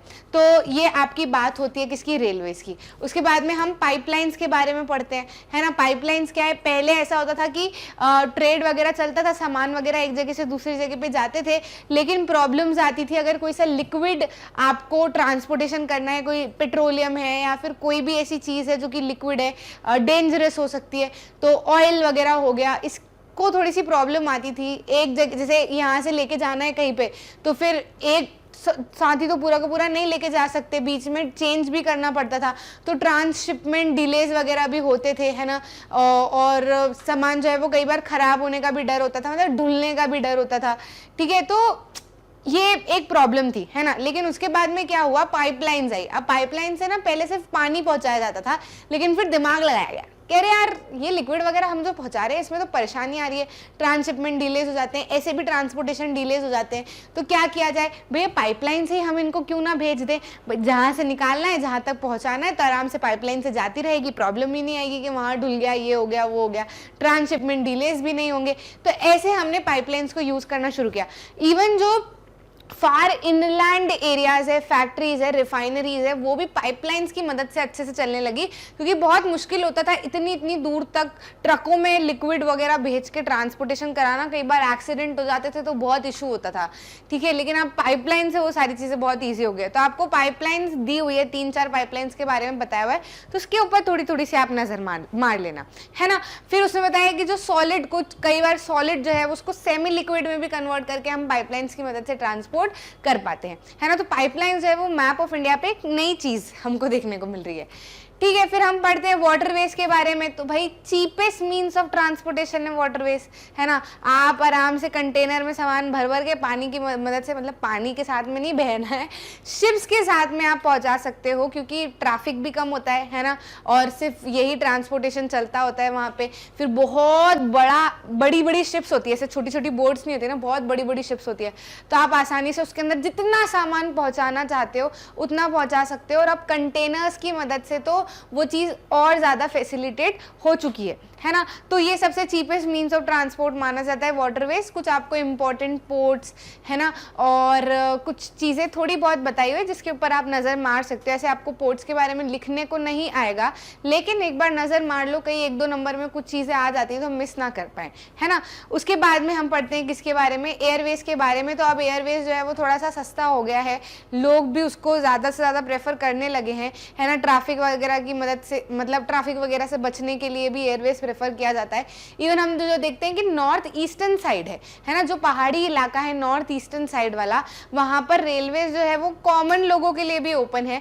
क्यों ओपन है? क्योंकि वहां पर बहुत बार नेचुरल कैलामिटीज होते हुए हमको दिखती है, तो रेस्क्यू टीम वगैरह पहुंचाने के लिए अधिकतर लोगों को एयरवेज से ही ट्रैवल करवाया जाता है ना। और ये हम फैसिलिटेट करने के लिए कि जो नॉर्थ ईस्टर्न पार्ट में रहने वाले लोग हैं वो रेस्ट ऑफ इंडिया से भी अपने आप को कनेक्टेड फील कर सके, इसलिए उनके लिए एयरवेज जो है वो सस्ता कर दिया गया है ना। तो एयरवेज के बारे में आपको कुछ ऐसी चीजें बताई हुई है। फिर आ जाते हैं कम्युनिकेशन पे। तो कम्युनिकेशन के बिना तो कोई काम चलना ही नहीं है ना। हमारी इंफॉर्मेशन टेक्नोलॉजी, हमारा communication is very much important, है ना। एसटीडीज जो है वो अराउंड 2/3 पार्ट ऑफ इंडिया में लग चुके हैं, रूरल एरियाज में लग चुके हैं, और भी हम बहुत सारी चीजें करना चाहते हैं। हमारा जो पोस्टल नेटवर्क है ना, जो पोस्ट करने का नेटवर्क है, वो वर्ल्ड का लार्जेस्ट पोस्टल नेटवर्क है। हम उसके अंदर अभी तो 6 चैनल्स भी बनाए गए हैं ताकि डिलीवरी जो है वो और ज़्यादा फास्ट कर दी जाए, है ना। इसमें आप first class mail, second class mails भी देखते हो। तो ये चीज़ें आपको किसके अंदर बताई हुई है, कम्युनिकेशन में बताई हुई है। मास कम्युनिकेशन और पर्सनल कम्युनिकेशन के बारे में भी बताया है। डिफरेंस इसके ऊपर पूछा जा सकता है कि मास कम्युनिकेशन और पर्सनल कम्युनिकेशन के बीच में क्या अंतर है। तो मास कम्युनिकेशन ऐसा कम्युनिकेशन जिसमें एक बार में हजारों करोड़ों लोगों से अपना संदेश या एंटरटेनमेंट पहुंचाया जा सकता हो, जैसे टीवी हो गया, रेडियो हो गया, है ना। ये सब क्या है, ये मास कम्युनिकेशन है। आप आराम से एक बार बोलो और हजारों लोगों तक बात चले जाएगी, जैसे अभी जो आप देख रहे हो ये भी मास कम्युनिकेशन है, ठीक है। अब इसी में अगर हम पर्सनल कम्युनिकेशन की बात करें तो पर्सनल कम्युनिकेशन कैसे होता है, 1-to-1 कॉन्वर्सेशन। मैं आपको टक टक टक टक फोन लगा के बात करना चाह रही हूँ, that is a personal communication. मैं आपको चिट्ठी भेजना चाह रही हूँ, that is a personal communication. तो अगर हर बात ऐसी नहीं होती ना जो सभी से एक साथ की जाए, कुछ बात ऐसी भी होती है कि मुझे आपको बतानी है, आपको मुझे बतानी है, तो वो किस में आ जाता है, पर्सनल कम्युनिकेशन में आ जाता है, ठीक है। तो कम्युनिकेशन के बारे में आपको ये बताया हुआ है। अब बात कर लेते हैं तीसरी लाइफलाइन ऑफ नेशनल इकोनॉमी की, जो कि क्या है, ट्रेड। अब ट्रेड होता क्या है, तो ये जो मार्केट में लेना देना ये सब चल रहा होता है ना, ये ट्रेड होता है। अब ट्रेड जो है वो विद इन कंट्री भी होता है ना। हम जो आपस में हम सब एक ही कंट्री में रह रहे हैं, हम आपस में ट्रेड कर रहे हैं, तो ये भी ट्रेड है। हम अगर एक कंट्री से दूसरी कंट्री से भी ट्रेड कर रहे होते हैं तो वो भी ट्रेड कहलाता है, डिस्पाइट द फैक्ट कि उसको इंटरनेशनल ट्रेड बोला जाता है। अब ट्रेड कहाँ पे होता है, तो मार्केट में होता है ना। तो ये ट्रेड की छोटी सी डेफिनेशन है। ट्रेड जो है ये इंटरनेशनल ट्रेड के बारे में अगर हम बात करें तो कोई भी कंट्री बिना इंटरनेशनल ट्रेड के सर्वाइव नहीं कर सकती, क्योंकि हमको फॉरेन एक्सचेंज की ज़रूरत बहुत ज़्यादा पड़ती है ना। हमको अपना सामान दूसरे देशों में भी भेजना होता है, दूसरे का सामान हमारे देश में भी लाना होता है, उससे हमको फॉरेन एक्सचेंज मिलता है, प्लस बहुत सारी चीज़ें जो हम ग्लोबलाइजेशन में ऑलरेडी पढ़ के आए हैं, बहुत ज़्यादा फायदा हमको इसकी मदद से होता है। अब इसमें आपको 2 चीज़ बताई हुई है, एक तो फेवरेबल बैलेंस ऑफ ट्रेड और एक अनफेवरेबल बैलेंस ऑफ ट्रेड। तो देखो, अगर एक्सपोर्ट का मतलब क्या होता है, जैसे मैं एक कंट्री हूँ, आप एक कंट्री हो, है ना। अब हम क्या है, मेरे अंदर रह रहे हैं, ठीक है, हम यहाँ पे रह रहे हैं, ठीक है। तो अगर मेरे यहाँ से कोई सामान आपके यहाँ पे पहुँचाया जा रहा है तो हम क्या कर रहे हैं, एक्सपोर्ट कर रहे हैं, और आपके यहाँ से कोई सामान हमारे यहाँ पे लाया जा रहा है तो हम क्या कर रहे हैं, इंपोर्ट कर रहे हैं। अब आप सिंपल सा कंसेप्ट समझो, अगर आप सामान ज़्यादा बेचोगे, है ना, बेचोगे और कम खरीदोगे तो फायदा होगा ना, है ना। आपने ज्यादा सामान बेचा यानी कि आपके पास में ज्यादा पैसा आया और कम सामान आपने खरीदा, ठीक है, तो ये अच्छा है ना, आपका कुल मिला के प्रॉफिट ज्यादा बनेगा। तो इसको क्या कहा जाता है, फेवरेबल बैलेंस ऑफ ट्रेड। जब एक्सपोर्ट ज्यादा होता है एज कंपेयर टू इंपोर्ट, तो ये ट्रेड क्या कहलाता है, फेवरेबल बैलेंस कहलाता है। वहीं कुछ कंट्रीज ऐसा करती हैं कि वो खरीदती बहुत ज्यादा है और बेचती कम है, तो खरीदने में पैसा आपको लगाना पड़ता है, और बेच कम रहे हो तो कम पैसा अर्न कर पाओगे, तो इसको अनफेवरेबल बैलेंस ऑफ ट्रेड कहा जाता है ना। हर कंट्री के लिए जरूरी है कि वो फेवरेबल बैलेंस ऑफ ट्रेड करे, कि ऐसा नहीं कि एक्सपोर्ट इंपोर्ट का कुछ तो भी बैलेंस चल रहा है। एक्सपोर्ट जो है वो ज्यादा होना चाहिए एज कंपेयर टू इंपोर्ट। ठीक है, समझ में आया। तो ये क्या हो गया आपका इंटरनेशनल ट्रेड। अब अगर हम बात करें लास्ट टॉपिक की, तो वो है टूरिज्म एज ए ट्रेड, है ना। तो टूरिज्म एज ए ट्रेड कैसे, सैम्पल पेपर में भी आपको एक क्वेश्चन आया हुआ है कि how do you take tourism as a trade और how do you describe tourism as a trade. तो ये भी एक ट्रेड है। अब भैया मैं अगर एक जगह से दूसरी जगह जा रही हूँ विद इन इंडिया ही, मान लो मैं भोपाल साइड हूँ और मुझे किधर जाना है, मनाली साइड जाना है, तो वहाँ का जो हैंडीक्राफ्ट है, वहाँ के जो होटल्स है, वहाँ पे मैं स्टे करूँगी, ट्रांसपोर्टेशन यहाँ से कुछ गाड़ी करके जाऊँगी या रेलवेज की मदद से जाऊंगी, फिर वहाँ होटल्स में स्टे करूंगी, वहाँ का खाना खाऊंगी, वहाँ का जो लोकल हैंडीक्राफ्ट है उसको खरीदूंगी।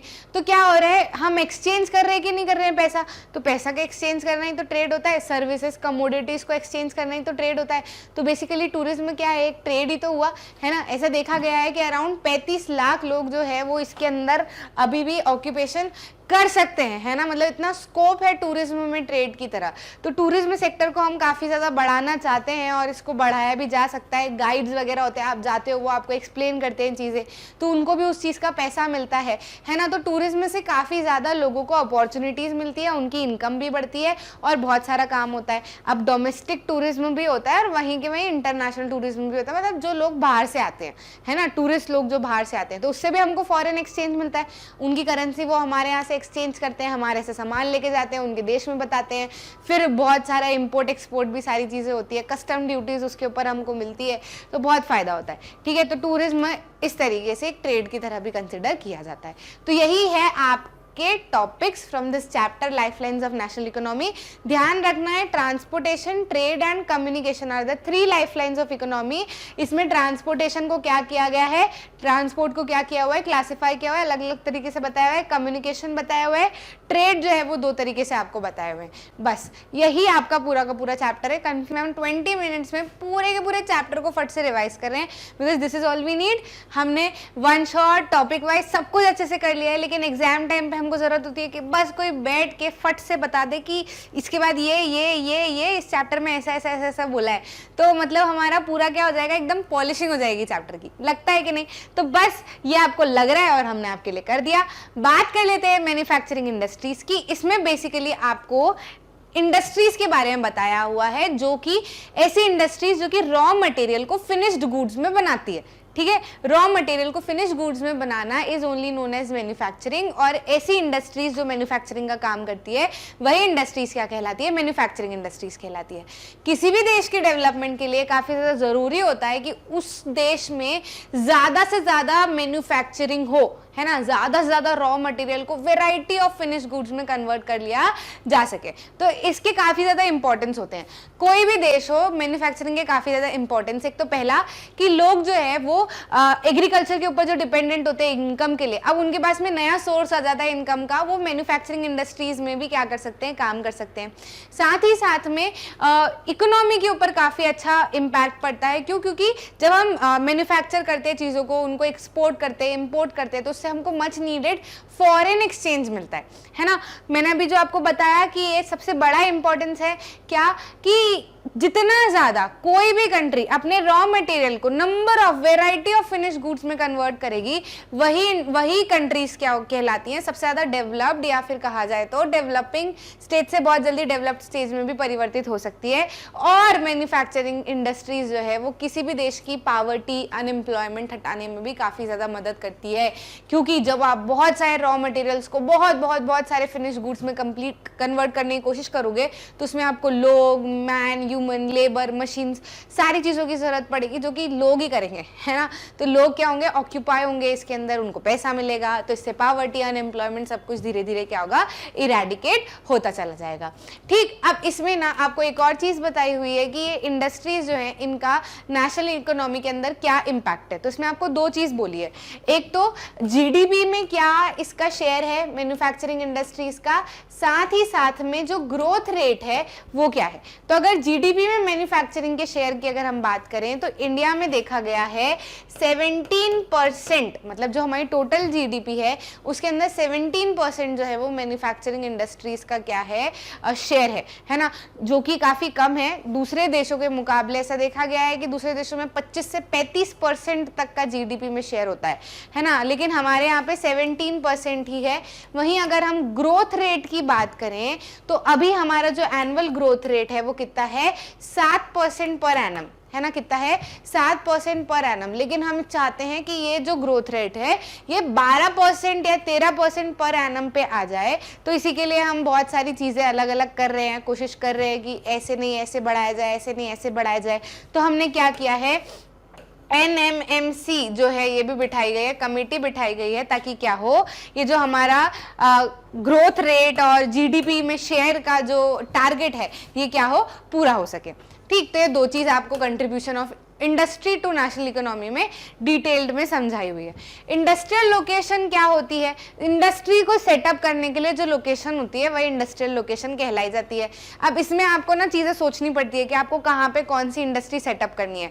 तो सबसे बेसिक चीज़ इंडस्ट्री को सेटअप करने के लिए देखना होता है कि भाई लेबर आसानी से मिल जाए, सस्ते दाम पे मिल जाए, ताकि क्या हो, प्रॉफिट ज़्यादा से ज़्यादा बचे, है ना। जो गवर्नमेंट पॉलिसीज़ हैं वो लीनियंट हो, ज़्यादा स्ट्रिक्ट ना हो, ताकि अपने हिसाब से काम किया जा सके।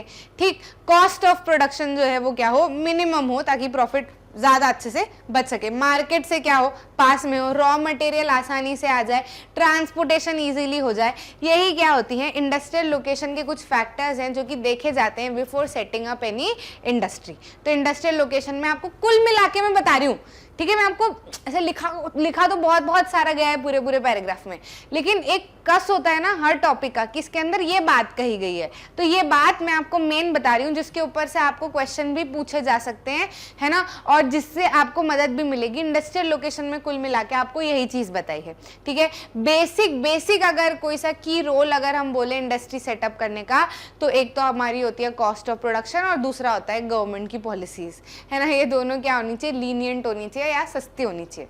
समझ में आया। क्लासिफिकेशन ऑफ इंडस्ट्रीज की हुई है ना, अलग अलग तरीके से इंडस्ट्रीज को क्लासिफाई किया हुआ है। सबसे पहले तो किया हुआ है किस बेसिस पे कि रॉ मटेरियल जो है वो कहाँ से मिल रहा है, सोर्स ऑफ रॉ मटेरियल। तो रॉ मटेरियल एक तो एग्रीकल्चर से मिल जाता है, दूसरा मिनरल से मिल जाता है। तो एग्रो बेस्ड इंडस्ट्री होगी, मिनरल बेस्ड इंडस्ट्री होगी। दूसरा आपको बताया हुआ है मेन रोल के हिसाब से, है ना। तो मेन रोल के हिसाब से अगर हम देखें तो बेसिक इंडस्ट्री हो गई और कंज्यूमर इंडस्ट्री होगी, मतलब ऐसी इंडस्ट्रीज जो क्या करती है, किसी सामान को कन्वर्ट करके फिर देती हैं, और ऐसी इंडस्ट्रीज जो कि डायरेक्टली सामान देती हैं, जैसे कि टूथपेस्ट वगैरह हो गए, है ना। तो ये डायरेक्ट सामान बनता है और कंज्यूमर तक बिकता है। बेसिक जो है वो बेसिक कुछ सामान होता है, रॉ मटेरियल, उसको बना के फिर आगे भेजती है ना। इसमें हमने देखा था कैपिटल इन्वेस्टमेंट के हिसाब से भी लार्ज स्केल और स्मॉल स्केल इंडस्ट्री। फिर ओनरशिप के बेसिस पे हम देखते हैं इंडस्ट्रीज को, जॉइंट, पब्लिक, है ना, प्राइवेट और कोऑपरेटिव। ठीक, इसमें हम एक और देखते हैं on the basis of weight of raw material, कि रॉ मटेरियल का वेट कैसा है। अगर हैवी है तो फिर वो हैवी इंडस्ट्री, और लाइट है तो वो लाइट इंडस्ट्रीज। ठीक है, समझ में आया। तो ये क्या है, क्लासिफाई किया हुआ है अलग अलग तरीके से। इस चैप्टर में हमको कुल मिला के दो ही चीज पढ़नी है, दो ही क्लासिफिकेशन, मतलब एक ही क्लासिफिकेशन पढ़ना है देखा जाए तो, on the basis of source of raw material, यानी कि एग्रो बेस्ड और mineral based industry. Agro based industry में हम पढ़ते हैं टेक्सटाइल, कॉटन, जूट और शुगर इंडस्ट्री। वहीं हम जो हमारी मिनरल बेस्ड इंडस्ट्रीज हैं उसके अंदर हम ये सारी इंडस्ट्री पढ़ते हैं। ठीक है, फिर उसके बाद में आपका क्या आ जाएगा, इंडस्ट्रियल पोल्यूशन और इन्वायरमेंटल डिग्रेडेशन, और ये कुछ नॉइस पोल्यूशन वगैरह इसी के अंदर टॉपिक है, और फिर उसको कैसे कंट्रोल किया जाता है ना। तो आपको शुरुआत के कुछ टॉपिक है जो मैंने आपको एक्सप्लेन किया, फिर नीचे नीचे हम फटाक से सारी एग्रो बेस्ड इंडस्ट्री पढ़ लेते हैं। इसमें सभी में आपको लोकेशन और चैलेंजेस की बात की है, लोकेशन चैलेंज, तो फट से मैं आपको सारी चीजें बता देती हूँ, है ना। टेक्सटाइल इंडस्ट्री जो है वो क्या है, ऐसी इंडस्ट्री है, सिर्फ और सिर्फ ऐसी इंडस्ट्री है जहाँ पर जो पूरा मैन्युफैक्चरिंग की चेन है वो कंप्लीटेड है ना, मतलब रॉ मटेरियल से लेके जो हमारा फिनिश गुड्स है वो पूरी तरीके से क्या हो जाता है, इसके अंदर बन जाता है, क्रिएट हो जाता है। तो ये क्या कहलाती है, हमारी टेक्सटाइल इंडस्ट्रीज कहलाती है। टेक्सटाइल मतलब वो टाइल्स नहीं होता, टेक्सटाइल मतलब आपका ये सिल्क वगैरह सारा कुछ जो होता है ना, ये सब टेक्सटाइल के अंदर आता है। ठीक, अब अगर हम बात करें कॉटन इंडस्ट्री की, तो बहुत समय से हमने कॉटन इंडस्ट्रीज में अपना क्या किया हुआ है, दबदबा जमाया हुआ है। क्या जमाया हुआ है, एकदम दबदबा जमाया हुआ है जोरदार तरीके से। हम क्या करते हैं, काफी हद तक कॉटन जो है उसकी बहुत सारी चीजें बनाते हैं, इंपोर्ट भी करते हैं, एक्सपोर्ट भी करते हैं, लेकिन काफी हद तक ऐसा देखा गया है कि भले हमने बहुत कॉटन ग्रो किया लेकिन फिर भी हमको कॉटन को इंपोर्ट करने की जरूरत पड़ती है। फिर इसके अंदर कुछ चैलेंजेस भी है कि भाई कॉटन फैक्ट्रीज में आपको पावर सप्लाई एकदम इरेटिक चाहिए, कंटिन्यूअल चाहिए, जो नहीं मिलता है। लेबर प्रोडक्टिविटी ज़्यादा नहीं मिलती है, इनएफिशिएंट मशीनरी है, वो पुरानी जो चली आ रही है वही चली आ रही है। तो यही कुल मिला के आपको सारा कुछ कॉटन टेक्सटाइल इंडस्ट्रीज में बताया हुआ है ना। बेसिकली कॉटन टेक्सटाइल इंडस्ट्रीज वहाँ पर सेटअप होती है जहाँ पे ब्लैक सॉइल अच्छी होती है।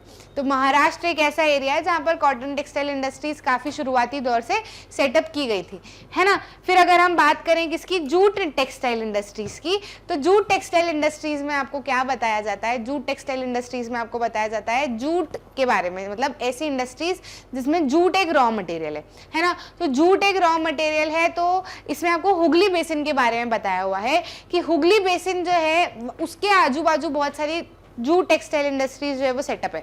पूछा गया है क्यों, तो क्यों पूछा गया है, तो क्योंकि फेवरेबल होगी तभी। अब इसमें आप कैसे बता सकते हो कि जूट को प्रोसेस करने के लिए पानी की बहुत ज़्यादा ज़रूरत पड़ती है। हुगली बेसिन में भरपूर पानी है ना, तो हमको कहीं से लाने की ज़रूरत नहीं, सस्ते में आराम से पानी वहीं के वहीं मिला हुआ है, वहीं के वहीं आपका पूरा का पूरा जूट प्रोसेस हो जाएगा। साथ ही साथ में नियर बाय एरिया में अपना कलकत्ता पड़ता है ना, तो वहाँ का ह्यूज मार्केट है ना, बैंकिंग फाइनेंस ये सब कुछ नियर बाय पड़ जाता है। हुगली बेसिन के अराउंड का एरिया है, वहाँ पे आपको रेलवे अपना रोडवे ये सारा कुछ जो है वो नियरेस्ट पड़ जाता है, तो वो भी काफ़ी अच्छा इजी हो जाता है आपको ट्रांसपोर्ट वगैरह करने के लिए।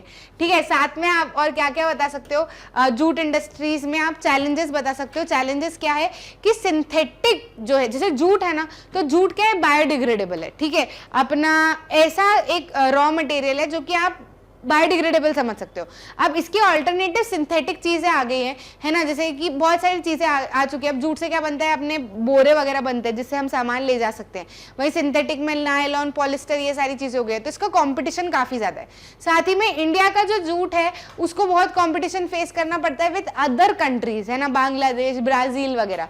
ठीक, इसमें अभी ऐसा देखा गया कि जब से गवर्नमेंट ने बोला है कि बायोडिग्रेडेबल हमको क्या करना है, पैकेजिंग यूज़ करनी है, तो फिर से हमारी जूट इंडस्ट्रीज क्या हुई है, इससे थोड़ी सी बूस्ट हो पाई है। तो बस यही चीज़ें हैं, है ना, किसकी जूट इंडस्ट्री की बात आपको इसके अंदर की हुई है कि मेजर चैलेंज जो है वो सिंथेटिक इंडस्ट्री से क्या करती है, फेस करती है। और लोकेशन कहाँ पे, हुगली बेसिन पे। तो क्यों है ये भी मैंने आपको सारा बता दिया। अब यहाँ पे हमने इंडस्ट्रियल लोकेशन में एक चीज़ मिस कर दी थी, क्या, एग्लोमरेशन इकोनॉमी की। ये शुरुआत में इंडिपेंडेंस के दौर से अगर हम देखें तो हमने क्या किया था, जहाँ पे हमको ट्रांसपोर्टेशन वगैरह ईजी पड़ता था, वाटरवेज ईजी पड़ता था, तो हमने वहाँ पे इंडस्ट्री सेटअप की, जैसे कैलकाटा में करी, मुंबई में करी, चेन्नई में करी, है ना, पोर्ट साइड पे हमने इंडस्ट्री सेटअप करी। अब आपने देखा कि जैसे जैसे इंडस्ट्री सेटअप होती है तो क्या होता जाता है, इंडस्ट्रीज के साथ में आपको आसपास की बैंकिंग, फाइनेंस, मार्केट, है ना, सब कुछ धीरे धीरे करके सेटअप होने लगता है। और वही सेटअप होते होते क्या हो जाता है, अर्बनाइजेशन होने लगता है एरिया में, एग्लोमरेशन इकोनॉमीज क्या बनने लगती है, वहाँ पर सेटअप होने लगती है। तो ये हमारी एग्लोमरेशन इकोनॉमी है। और इंडस्ट्रियलाइजेशन और अर्बनाइजेशन इसी तरीके से हैंड इन हैंड चलता है। वहीं हमको जो इंपॉर्टेंस ऑफ मैन्युफैक्चरिंग है उसमें भी हम एक चीज़ मिस कर गए कि अपना जो ये होता है एग्रीकल्चर और इंडस्ट्री, मैन्युफैक्चरिंग, ये क्या करती है, साथ साथ में चलती है। एग्रीकल्चर से इंडस्ट्री को काफ़ी ज़्यादा फायदा हुआ है और इंडस्ट्री से एग्रीकल्चर को काफ़ी ज़्यादा फायदा हुआ है ना। जो पाइप्स है, पीवीसी पाइप्स है, फर्टिलाइजर्स है, इंसेक्टिसाइड्स है, ये सब क्या है, इंडस्ट्रीज बनाती है। तो इसको खरीदता कौन है, एग्रीकल्चर वाले फार्मर्स, है ना। और फार्मर्स ही क्या करते हैं, बहुत सारे रॉ मटेरियल बना के, जैसे कॉटन, जूट वगैरह, ये सारा कुछ कौन बना के देता है, रॉ मटेरियल फार्मर्स बना के देते हैं। इसी से तो फिर इंडस्ट्रीज आगे चलती है। तो ये दोनों क्या है, दोनों एक दूसरे से एक्सक्लूसिव नहीं है, but they go hand in hand. तो ये भी मेजर क्वेश्चंस है, इंडस्ट्रियलाइजेशन और अर्बनाइजेशन कैसे साथ साथ में चलता है, कैसे एग्रीकल्चर और इंडस्ट्रीज हैंड इन हैंड चलती है, एक दूसरे से एक्सक्लूसिव नहीं है। तो ये कुछ क्वेश्चंस है जो आपको दिमाग में रखने हैं, और इसके हमने मोस्ट इंपॉर्टेंट क्वेश्चंस वगैरह में भी डिस्कस किए हैं, तो हमको इसको मिस नहीं करना है ना। एट द एंड आपको शुगर इंडस्ट्री के बारे में बताया जाता है, जहां पर आपको गुड़ खंडेसरी जो है वो बनाई जाती है शुगर केन की मदद से। ऐसा देखा गया है कि मेजर चैलेंजेस ये फेस करती है, क्योंकि ज़्यादा से ज़्यादा हमको बैगीज यूज़ करने की ज़रूरत है। वो शुगर केन जो होता है उसको कचड़ा जो उसका बाद का बचता है हम उसको वेस्ट कर देते हैं, फेंक देते हैं, लेकिन हमको उसको ज़्यादा से ज़्यादा यूटिलाइज करने की ज़रूरत है। साथ ही में इसका जो रॉ मटेरियल होता है बहुत हैवी होता है, तो उसमें हमको ट्रांसपोर्टेशन में थोड़ी सी परेशानी आती है। अभी ऐसा देखा गया कि सदर्न और वेस्टर्न एरियाज में ये काफ़ी हद तक शिफ्ट होने लगी हैं। क्यों? क्योंकि कॉपरेटिव्स काफ़ी ज़्यादा एस्टेब्लिश, और ऐसा देखा गया कि शुगर इंडस्ट्रीज कॉपरेटिव्स अच्छे से संभाल पाए हैं, है ना। साथ ही साथ में हम शुगर इंडस्ट्रीज के लिए कह सकते हैं कि सीजनेबल है नेचर में, जब शुगर केन आएगा तभी ये इंडस्ट्रीज अच्छे से चल पाएंगी, है ना। और पावर सप्लाई की वही प्रॉब्लम है, लेबर प्रोडक्टिविटी की प्रॉब्लम है ना। यही चैलेंजेस जो है वो कॉमन से चैलेंजेस जो सारी इंडस्ट्रीज फेस कर रही है। इनएफिशिएंट मशीनरी आपको इसके अंदर लिखना है कि ओल्ड तरीके से ही हम काम किए जा रहे हैं, इसके अंदर हमको तरीके न्यू लाने की जरूरत है, ताकि हम ज़्यादा से ज़्यादा यूटिलाइजेशन कर सके और हमारी इंडस्ट्रीज अच्छे से चल पाए। तो ये क्या हो गई हमारी एग्रो बेस्ड इंडस्ट्रीज। सभी में आपको यही देखना है, लोकेशन क्या है इसका और चैलेंजेस क्या है। लोकेशन चैलेंज, बाकी जो भी एक्स्ट्रा है उसको आप हटा दो, ज़्यादा दिमाग लगाने की ज़रूरत नहीं है ना। इसी में अगर हम मिनरल बेस्ड इंडस्ट्री की बात करें तो आयरन एंड स्टील इंडस्ट्रीज हैं, इनको बेसिक और हैवी इंडस्ट्री भी कहा जाता है, क्योंकि बेसिक से रॉ मटेरियल होता है उससे बहुत सारी चीज़ें बनाई जा सकती है। हैवी है क्योंकि रॉ मटेरियल काफ़ी हैवी होता है। जितना ज़्यादा स्टील का प्रोडक्शन होगा किसी भी कंट्री में वो काफ़ी अच्छी डेवलप्ड होगी, क्योंकि स्टील जो है वो बहुत इंपॉर्टेंट है, उससे बहुत सारी चीज़ें बनाई जा सकती है ना। जो स्टील बनाने के लिए रेशो होता है वो आयरन और कोकिंग कोल, और इनका रेशो कितना होता है 4:2:1। आयरन और कोकिंग कोल और अपना लाइमस्टोन, इस रेशो में मिलाया जाता है, तभी क्या बनता है, स्टील जो है वो आसानी से बन जाता है ना। चाइना और इंडिया जो है वो शुरुआत में साथ ही में बराबर से स्टील बनाते थे, लेकिन फिर ऐसा देखा गया कि चाइना और ज़्यादा आगे बढ़ गया, हमने ध्यान नहीं दिया। हमको बहुत ज़्यादा ध्यान देने की ज़रूरत है ओवर द स्टील मेकिंग, ताकि हमारी कंट्री में जो इसका एक हिस्सा है वो और अच्छे से स्ट्रॉन्ग चल सके। साथ ही में अगर हम एल्यूमिनियम स्मेल्टिंग की बात करें तो ऐसा देखा गया कि स्टील और आयरन क्योंकि बहुत हैवी हो जाते हैं, अब कोई सा ऐसा सामान बनाना है जिसमें हमको हैवीनेस नहीं लानी है लेकिन मेटल लगाना है, तो हम क्या कर सकते हैं, एल्यूमिनियम का यूज़ कर सकते हैं। और यही इसकी जो क्वालिटी है, मेलिएबिलिटी, डक्टिलिटी, इसकी मदद से काफ़ी ज़्यादा डिमांड में आ गया था मार्केट में, है ना। बॉक्साइट जो है वो इससे बनता है, मतलब अगर आप 4 से 6 टन का बॉक्साइट ले रहे हो तो आपको उससे 2 टन के अराउंड का एल्यूमिनियम मिलेगा, फिर उसको फर्दर प्रोसेस करोगे तो 1 टन का एल्यूमिनियम मिलेगा, है ना। तो बॉक्साइट से ये बनता है और काफ़ी ज़्यादा इंपॉर्टेंट होता है, क्योंकि लाइट होता है, मेलिएबल होता है, डक्टाइल होता है, तो आप बहुत सारी जगह पर इन प्लेस ऑफ स्टील इसको यूज़ कर सकते हो, है ना। वहीं हम केमिकल इंडस्ट्रीज की बात करें तो केमिकल इंडस्ट्रीज काफ़ी ज़्यादा फैल चुकी है ऑल ओवर इंडिया, ठीक है। ये ऐसी इंडस्ट्रीज हैं जो कि खुद की कंज्यूमर है। आप देखोगे कि एक केमिकल को फर्दर प्रोसेस करके फिर ये नया केमिकल बनाते हैं, तो किसी केमिकल को यूज़ करके क्या कर रहे हैं, नए केमिकल्स बनाए जा रहे हैं। तो ये अपनी खुद की ही क्या होती है, कंज्यूमर्स होती है, their own biggest consumers.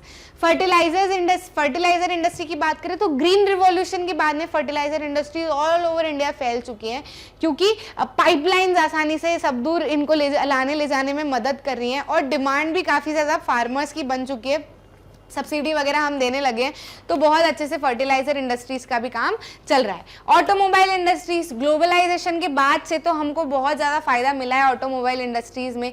Cars वगैरह सारी अलग अलग चीज़ें जो है वो हम आसानी से एक जगह से दूसरी जगह लाना ले जाना कर पाए हैं, और इससे लोगों को भी बहुत बूस्ट मिला है इन जनरेटिंग एम्प्लॉयमेंट।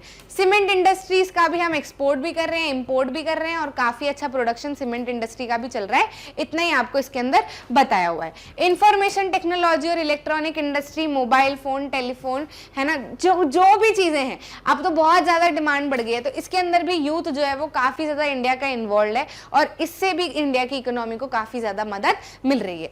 यही चीज़ें हैं, मतलब आप इन सारे टॉपिक्स का एकदम ना कस निकाल के चलो और इनको समझते रहो। अब देखो इतनी अच्छी इंपॉर्टेंस है इनके, तो हर चीज़ एक प्रोज भी लेके आती है, साथ में कॉन्स भी लेके आती है, तो इनके कुछ प्रॉब्लम्स भी है। जितना ज़्यादा इंडस्ट्री होगी उतना ज़्यादा स्मोक क्रिएट होगा, होगा और एयर पोल्यूशन होगा। जितनी ज़्यादा इंडस्ट्रीज होगी इतना ज़्यादा उनका क्या मिलेगा, वेस्ट निकलेगा, और फिर उस वेस्ट लिक्विड को क्या करेंगे, पानी में छोड़ते रहेंगे तो वाटर पोल्यूशन होगा। गरम गरम अनट्रीटेड छोड़ते रहेंगे तो थर्मल पोल्यूशन होगा। ठीक है, साथ ही साथ में बहुत ज़्यादा धड़ धड़ खड़खड़ खड़खड़ करके आवाज़ें भी आएंगी। ठीक है, तो इसकी मदद से नहीं, इसके कारण जो है वो नॉइस पोल्यूशन भी होगा। तो ये पॉल्यूशंस आपको कुछ बताए हुए हैं जो कि जनरल हम शुरुआत से बचपन से पढ़ते आए हैं, तो इसके बारे में भी आप थोड़ा सा देख सकते हो। 2-1 नंबर में कभी आ गया तो आ गया, 3 मार्क्स में आ गया, या सारे के सारे पोल्यूशन पूछे तो 5 मार्क का क्वेश्चन भी इसमें से बन सकता है। अब इसको कंट्रोल करने के लिए बहुत सारे मेजर्स लाए गए हैं ताकि ये पोल्यूशन जो है वो कंट्रोल कर लिए जाए। एनटीपीसी भी इसके ऊपर काफ़ी हद तक ध्यान देता है। 3 तरीके से बताया गया है कि भाई इसको क्या करो, हर जो भी काम चल रहा है इंडस्ट्री में उसको प्राइमरी, सेकेंडरी और टर्शरी ट्रीटमेंट देना चाहिए। वाटर को बचाने के लिए रेन वाटर हार्वेस्टिंग करके वाटर का यूटिलाइजेशन करना चाहिए। ज़्यादा से ज़्यादा रीयूज होना चाहिए प्रोडक्ट्स, ताकि कम से कम वेस्ट निकले और एनवायरनमेंट जो है वो डिग्रेड ना हो। बस यही चीजें जो आज कंप्लीट करने वाले हैं बिल्कुल शॉर्ट इंटरवल ऑफ टाइम में, कि आखिर आउटकम्स ऑफ डेमोक्रेसी वाला चैप्टर है क्या, है ना। तो बहुत सारे चैप्टर हमने विद इन 20 मिनट्स करने की कोशिश की है। विद इन 20 मिनट्स इसलिए करने की कोशिश की है क्योंकि बाय दी मतलब हम पूरा पढ़ लेते हैं, कंसेप्ट अच्छे से पढ़ लेते हैं, क्वेश्चन हम सारे अच्छे से कर लेते हैं, लेकिन एग्जाम टाइम के थोड़ी देर पहले हमको ऐसा लगता है काश कोई फटफट बता दे कि इस टॉपिक के अंदर क्या है, इस टॉपिक के अंदर क्या है। मतलब कुछ बहुत लंबा चौड़ा ना हो, लेकिन एक कंक्लूजन मिल जाए कि हाँ इसमें ऐसा है, इसमें ऐसा है, इसमें ऐसा है, तो हमको एक सेग्रीगेशन मिल जाए दिमाग में कि अच्छा ये चीजें इस चैप्टर के अंदर बोली गई। ठीक है, इसलिए हम कम समय में हर चैप्टर को करने की कोशिश कर रहे हैं। बाकी सारे चैप्टर्स भी आपको मिल गए होंगे, अगर आपने मिस कर दिए हैं तो ज़रूर से देख लेना। They will be really really helpful for you, है ना। आपको आंसर बढ़िया से सेग्रीगेट हो जाएंगे, इस टॉपिक में ये है, इसमें ये है, इसमें ये है। तो अगर हम आउटकम्स ऑफ डेमोक्रेसी की बात करें तो एक बेसिक सी प्रॉब्लम बच्चों को ये आती है कि आखिर ये चैप्टर कहना क्या चाहता है। तो देखो ये चैप्टर, जैसे कोई सी भी चीज़ हम लाइफ में करते हैं, कुछ भी होता है तो हम उसके क्या देखते हैं, आउटकम देखते हैं कि उससे हमको मिला क्या है ना, उससे हमको मिला क्या। तो आपने जब 9th से इस चैप्टर को या डेमोक्रेसी को पढ़ने की शुरुआत की थी 9th स्टैंडर्ड से, तो हमने डेमोक्रेसी की बहुत सारी बात की। अब जब 10th में हम डेमोक्रेसी के चैप्टर्स को खत्म कर रहे हैं, यानी सिविक्स को खत्म कर रहे हैं, तो हमको ये जानना जरूरी है ना कि इतनी सारा जो काम डेमोक्रेसी करती है तो फिर ये क्या अच्छी है या खराब है, फाइनली क्या है ना। तो ये कुल मिला के हमको बात करनी है इस चैप्टर के अंदर, और ये चैप्टर आपको यही बताता है। अब इस चैप्टर में हम क्या करते हैं ना कि हर एक पॉइंट के ऊपर हम देखते हैं कि रिस्पॉन्सिव देखेंगे, लेजिटिमेट देखेंगे, अकाउंटेबल देखेंगे, बोलेंगे कि क्या डेमोक्रेसी रिस्पॉन्सिव है, क्या डेमोक्रेसी लेजिटिमेट है, क्या डेमोक्रेसी अकाउंटेबल है, क्या डेमोक्रेसी सोशल अकोमोडेशन कर पाती है, क्या डेमोक्रेसी इनइक्वालिटी पावर्टी को हटा पाती है, क्या डेमोक्रेसी डेवलपमेंट करवा पाती है, क्या डेमोक्रेसी लोगों की डिग्निटी को बढ़ाती है ना। तो हम ये बस 4-5 कुछ क्राइटेरिया है जिसपे हम डेमोक्रेसी को जज करने वाले हैं कि क्या डेमोक्रेसी अच्छे से कर पाती है। अगर हाँ तो हम हाँ बोलेंगे, ना तो हम ना बोलेंगे, और उसको हम समझेंगे। बस यही आपका पूरा चैप्टर है। ठीक है, तो ये कुल मिला के कुछ टॉपिक्स है आपके इस चैप्टर के अंदर जो कि हम फट से अच्छे से मैं आपको समझा देती हूँ कि क्या चीजें हैं क्या नहीं है। सबसे पहले how do we assess democracy's outcome, के डेमोक्रेसी के जो आउटकम्स हैं हम इनको कैसे असेस करें।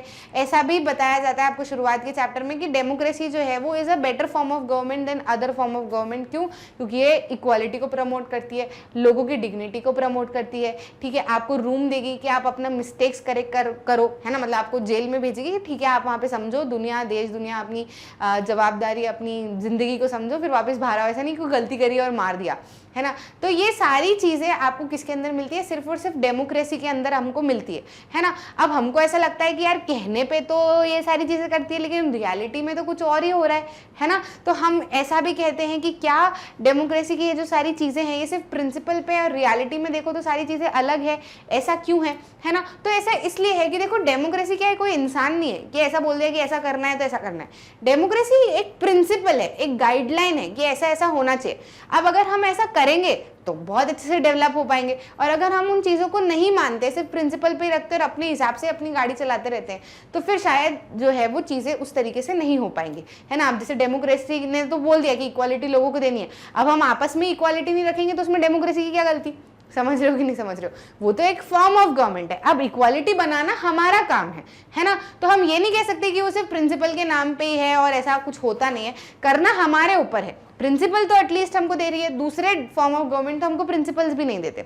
समझ में आया? अब इसमें अगर हम अकाउंटेबिलिटी, रिस्पॉन्सिव और लेजिटिमेट गवर्नमेंट की बात करें तो अकाउंटेबल गवर्नमेंट ऐसी गवर्नमेंट होती है जो कि आपको फ्री एंड फेयर इलेक्शंस देती है, ठीक है, ट्रांसपेरेंसी प्रोवाइड करती है, गवर्नमेंट में वर्किंग कैसे हो रही है, कैसे काम चल रहा है, ये भी जनता जान सकती है, हम इलेक्ट कर सकते हैं हमारे रिप्रेजेंटेटिव्स को। तो जवाबदेह गवर्नमेंट जो होती है वो अकाउंटेबल गवर्नमेंट कहलाती है। रिस्पॉन्सिव गवर्नमेंट कैसी होती है? ऐसी गवर्नमेंट जो कि लोगों के डिमांड्स, लोगों की नीड्स, लोगों के एक्सपेक्टेशंस के ऊपर काम कर पाती हो, है ना। हमको लग रहा है कि हमको ये करवाना है अब देश में, तो ऐसी गवर्नमेंट जो हमारी बात को समझे कि हाँ भाई अब देश में ये होना चाहिए, ऐसा होना चाहिए, पॉलिसी बननी चाहिए, ये इम्प्लीमेंट होना चाहिए, तो ऐसी गवर्नमेंट क्या कहलाती है? रिस्पॉन्सिव गवर्नमेंट कहलाती है। अब गवर्नमेंट, डेमोक्रेटिक गवर्नमेंट जो है वो हो सकता है कि अकाउंटेबल कभी कभार कम हो, रिस्पॉन्सिव कभी कभार कम हो, लेकिन एक चीज़ ऐसी है जिसमें डेमोक्रेसी सबसे टॉप पे होती है, वो होती है लेजिटिमेसी पे। गवर्नमेंट जो है वो लेजिटिमेट गवर्नमेंट होती है। क्यों डेमोक्रेटिक गवर्नमेंट एक लेजिटिमेट गवर्नमेंट होती है? वो इसलिए होती है क्योंकि हम उसके ऊपर ट्रस्ट कर पाते हैं। क्यों ट्रस्ट कर पाते हैं? क्योंकि हमने चुना है। जब कोई सा डिसीजन हम खुद से लेते हैं तो हमको ऐसा लगता है कि यार ठीक है, जैसी भी अच्छी है बुरी है, हमने चुनी है तो हम झेल लेंगे, ठीक है, हमको लग रहा है कि खराब है तो हम क्या कर देंगे, हम उसको बाद में कर लेंगे। समझ में आ रहा है कि नहीं? तो फिर ये वाली जो गवर्नमेंट होती है, इसलिए हम इसको क्या कहते हैं? ट्रस्टवर्दी, या फिर क्या कहते हैं? लेजिटिमेट गवर्नमेंट कहते हैं, कि हम इसके ऊपर क्या कर पा रहे हैं? भरोसा कर पा रहे हैं, क्योंकि भाई हमने चुनी है, हमको गड़बड़ लगेगी तो हम क्या कर लेंगे? बाद में एक्सचेंज कर लेंगे या चेंज कर लेंगे, हमारे रिप्रेजेंटेटिव्स बदल लेंगे, ठीक है। तो इसलिए हमारा ट्रस्ट डेमोक्रेसी के ऊपर बना होता है। तो ये क्या है? अकाउंटेबल भी है, रिस्पॉन्सिव भी है, लेजिटिमेट भी है। हो सकता है कभी अकाउंटेबल ना हो सकता है कभी रिस्पॉन्सिबल ना हो, लेकिन लेजिटिमेट तो हमेशा होगी ही होगी। क्लियर है? समझ में आया? अब अगर हम इस एस्पेक्ट पे देखें कि डेमोक्रेटिक गवर्नमेंट इकोनॉमिक ग्रोथ और डेवलपमेंट देती है कि नहीं देती है, तो ऐसा देखा गया है कि डिक्टेटरशिप जो है, जहाँ जिन कंट्रीज में डिक्टेटरशिप फॉलो होती है वहां पे इकोनॉमिक ग्रोथ और डेवलपमेंट ज्यादा हो रहा है एज कम्पेयर टू कंट्रीज जहाँ पे डेमोक्रेसी चलती है। तो फिर ऐसा क्यों? फिर हमने डेमोक्रेसी को क्यों अडॉप्ट किया है? तो देखो ऐसा है कि डिक्टेटरशिप आपको लाइफ में पैसा दे दो, है ना, और आपको इज्जत ना दो, सम्मान ना दो, आपके हिसाब से फ्रीडम ना दो, तो आप रह पाओगे क्या? क्या काम का वो पैसा, है ना। तो डिक्टेटरशिप में कभी कभार आपको कंट्रीज में पैसा तो मिलेगा, लेकिन आपको चलना एक ही बंदे के हिसाब से है, तो क्या आप वहां पे सुखी रह पाओगे? नहीं रह पाओगे, है ना। और डेमोक्रेसी में ऐसा है कि धीरे धीरे करके चलो पैसा भी आ जाएगा ना, नहीं बन रहा है ठीक है, कोई बात नहीं, इतने सारे लोग हैं, सबके हिसाब से काम चलता है, तो थोड़ा समय लगेगा डेवलपमेंट और ग्रोथ में, लेकिन आपको आपके हिसाब से रहने का तो अलाउंस है कम से कम, है ना, कि आप जो चाहो वो कर सकते हो, ठीक है। तो जाहिर सी बात है, इसलिए हमने डेमोक्रेसी को चुना हुआ है। और ये जो डिक्टेटरशिप और डेमोक्रेसी के अंदर जो डिफरेंस है ना इकोनॉमिक ग्रोथ और डेवलपमेंट का, कि डिक्टेटरशिप आगे, डेमोक्रेसी जहाँ पे गवर्नमेंट होती है वो थोड़ा सा पीछे, तो डिफरेंस बहुत नेग्लिजिबल है, बहुत माइनर है। ऐसा नहीं कि वो कंट्रीज बहुत रिच हो जाती हैं, ऐसा नहीं है, बहुत माइनर सा डिफरेंस है। तो क्योंकि और ये भी है कि किसी भी कंट्री का इकोनॉमिक ग्रोथ और डेवलपमेंट ऐसा नहीं है कि डिक्टेटरशिप है तो रिच हो जाएगी, डेमोक्रेसी है तो कमजोर रहेगी, ऐसा नहीं है। बहुत सारे फैक्टर्स कि आपका कंट्री का दूसरी कंट्री से कैसा रिलेशन है ना, इकोनॉमिक प्रायोरिटीज क्या है, ठीक है, पॉलिटिकली किस तरीके से काम चलता है, सोशियो जियोग्राफिक कंडीशन क्या है, इन सारी चीजों के ऊपर इकोनॉमिक ग्रोथ और डेवलपमेंट डिपेंड करता है, ना कि सिर्फ इस पे कि डिक्टेटर है तो रिच है और डेमोक्रेसी है तो पुअर है, ठीक है। तो ये हमारा हो गया इकोनॉमिक ग्रोथ और डेवलपमेंट का। वही reduction of inequality and poverty हम देखें तो ऐसा जरूर देखा गया है कि डेमोक्रेसी थोड़ी सी कमजोर है इनइक्वालिटी को रिड्यूस करने में और पॉवर्टी को कम करने में। हमने ऐसा देखा गया कि डेमोक्रेटिक कंट्रीज में यूजुअली जो पैसा होता है वो कुछ सेक्शन ऑफ सोसाइटी के पास में ही होता है, मतलब वो बहुत एक्सट्रीमली रिच है, मतलब जो रिच है वो बहुत रिच है, जो पुअर है वो बहुत पुअर है। तो जो इनइक्वालिटी है ये बहुत ज्यादा है, पॉवर्टी जो है वो भी देखने को हमको मिलती है। लेकिन फिर हमने क्यों डेमोक्रेसी को चूज किया है? तो यहाँ पे डेमोक्रेसी कैसे खरे उतर रही है? तो खरे कुछ इस तरीके से उतर रही है कि डेमोक्रेसी एटलीस्ट आपको पॉलिसीज, डिसीजन मेकिंग, इम्प्लीमेंटेशन ये सब अलाउ तो कर रही है। ऐसा नहीं है कि दूसरी फॉर्म ऑफ गवर्नमेंट में ये इनइक्वालिटी है ही ना, वहाँ पे सबके पास में बराबर पैसा है, ऐसा भी तो नहीं है, वहाँ तो और हालत खराब है, वहाँ पे भी इनइक्वालिटी है और यहाँ पर भी इनइक्वालिटी है। पर ऐसा है कि डेमोक्रेसी में एटलीस्ट इनइक्वालिटी को हटाने के लिए काम तो किया जाता है, वहाँ पर तो वो काम भी नहीं किया जाता। वहाँ पे तो नहीं है पैसा तो नहीं है, ठीक है, आप किसी को कुछ बोल भी नहीं सकते हो कि आप हमको पैसा बना के दो या आप हमको एम्प्लॉयमेंट जनरेट करके दो। यहाँ पे हम कह तो सकते हैं गवर्नमेंट को को कि नहीं यार हमारे पास में एम्प्लॉयमेंट नहीं है, आपका काम है आपको करके देना, गवर्नमेंट को करके देना पड़ेगा, ठीक है, उनको एम्प्लॉयमेंट जनरेट करवाना पड़ेगा। अगर एम्प्लॉयमेंट नहीं भी जनरेट करवा रहे हैं तो हमको जैसे मनरेगा जैसी स्कीम जो हमारे यहाँ पे निकाली हुई है वो क्यों निकाली, क्योंकि हम डेमोक्रेटिक फॉर्म ऑफ गवर्नमेंट है, अगर डिक्टेटर होते तो नहीं करते ये चीज, ठीक है। तो अगर हम reduction of inequality in poverty की बात करें तो हाँ यहाँ पर थोड़ा सा कम है, इनइक्वालिटी बहुत ज़्यादा है लोगों के बीच में, पॉवर्टी ज़्यादा है, लेकिन हमने फिर भी इसलिए इसको चूज़ किया हुआ है क्योंकि यहाँ पर हमको प्रिंसिपल्स कुछ ऐसे हैं कि भाई हम अगर चाहें तो इसको रिड्यूस कर सकते हैं और गवर्नमेंट भी चाहती है रिड्यूस करना, तो हमारे पास में स्कोप है करने को। वही दूसरी फॉर्म ऑफ गवर्नमेंट में देखें तो स्कोप भी नहीं है करने का, ठीक है। अकोमोडेशन ऑफ सोशल डाइवर्सिटी की बात करें तो ये बताता है कि कैसे लोग एक साथ में रह पाते हैं कि नहीं रह पाते, मतलब अगर तरह तरह के लोग हैं तो वो एक साथ में रह पाते हैं कि नहीं रह पाते हैं। तो अगर डेमोक्रेसी की अगर हम बात करें तो ये सबसे बड़ी क्वालिटी है कि लोगों को अकोमोडेट करने में काफ़ी ज़्यादा मदद करती है। अगर आप डिक्टेटरशिप में चले जाओ, मोनार्की में चले जाओ, तो वहाँ पे ऐसा है कि वो लोग एक ही कम्युनिटी का फेवर करेंगे, वहाँ पे जो दूसरी कम्युनिटी है उसको वो मार भी सकते हैं, उनका जेनोसाइड भी करवा सकते हैं, उनको देश निकाला भी दे सकते हैं, वो सब कुछ कर सकते हैं।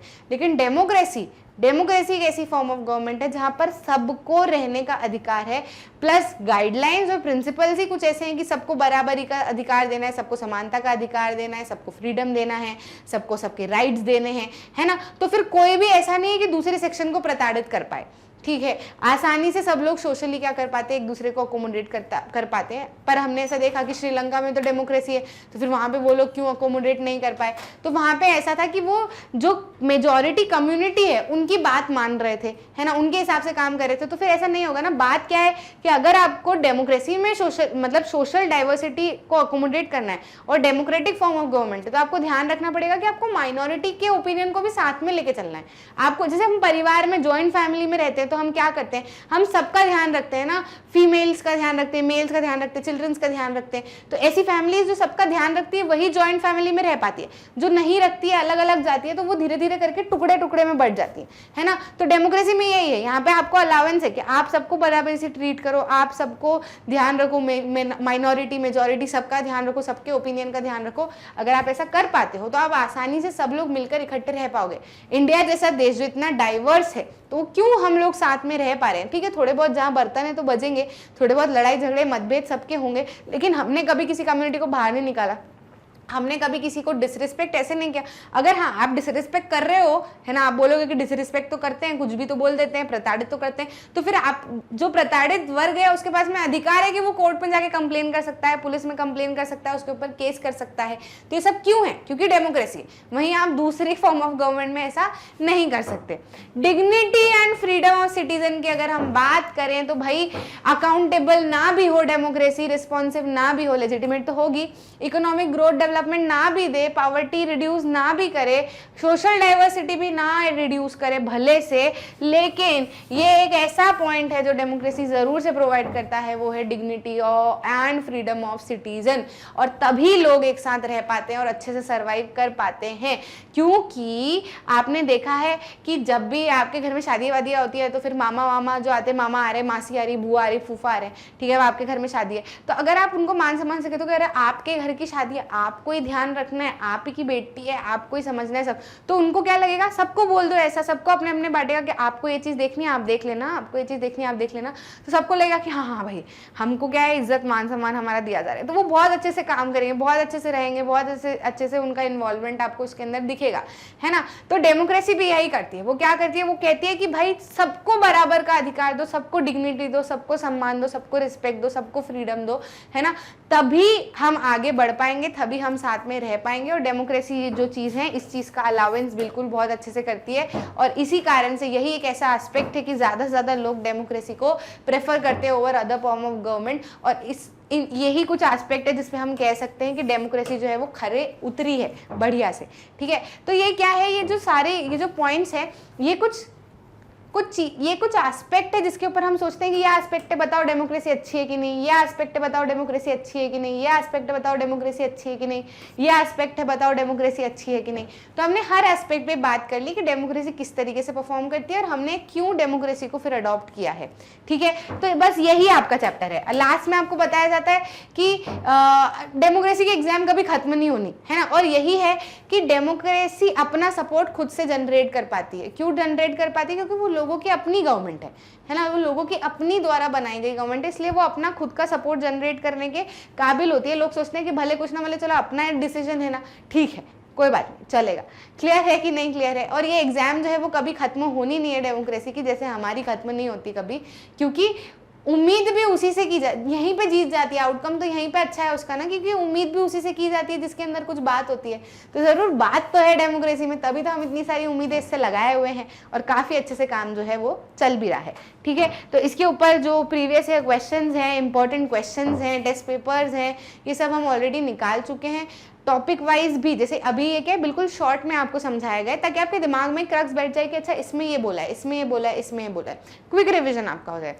लेकिन किसी भी टॉपिक को आपको इन डिटेल समझना है, अगर पूरे चैप्टर को इन डिटेल समझना है तो आप वन शॉट वीडियो देख सकते इकट्ठा, है ना। अगर किसी पर्टिकुलर टॉपिक को इन डिटेल समझना है तो टॉपिक वाइज वीडियो भी बने हुए हैं। बाय रिया मैम, टॉपिक डाल दो मैग्नेट ब्रेन्स बाय रिया मैम, आप सर्च करोगे तो वैसे ही आपको टॉपिक मिल जाएंगे, तो वो भी आप अच्छे से कर लेना। वैसे तो कर लिए होंगे, लेकिन ये एग्जाम टाइम के लिए है कि आपका अच्छे से रिवीजन हो जाए।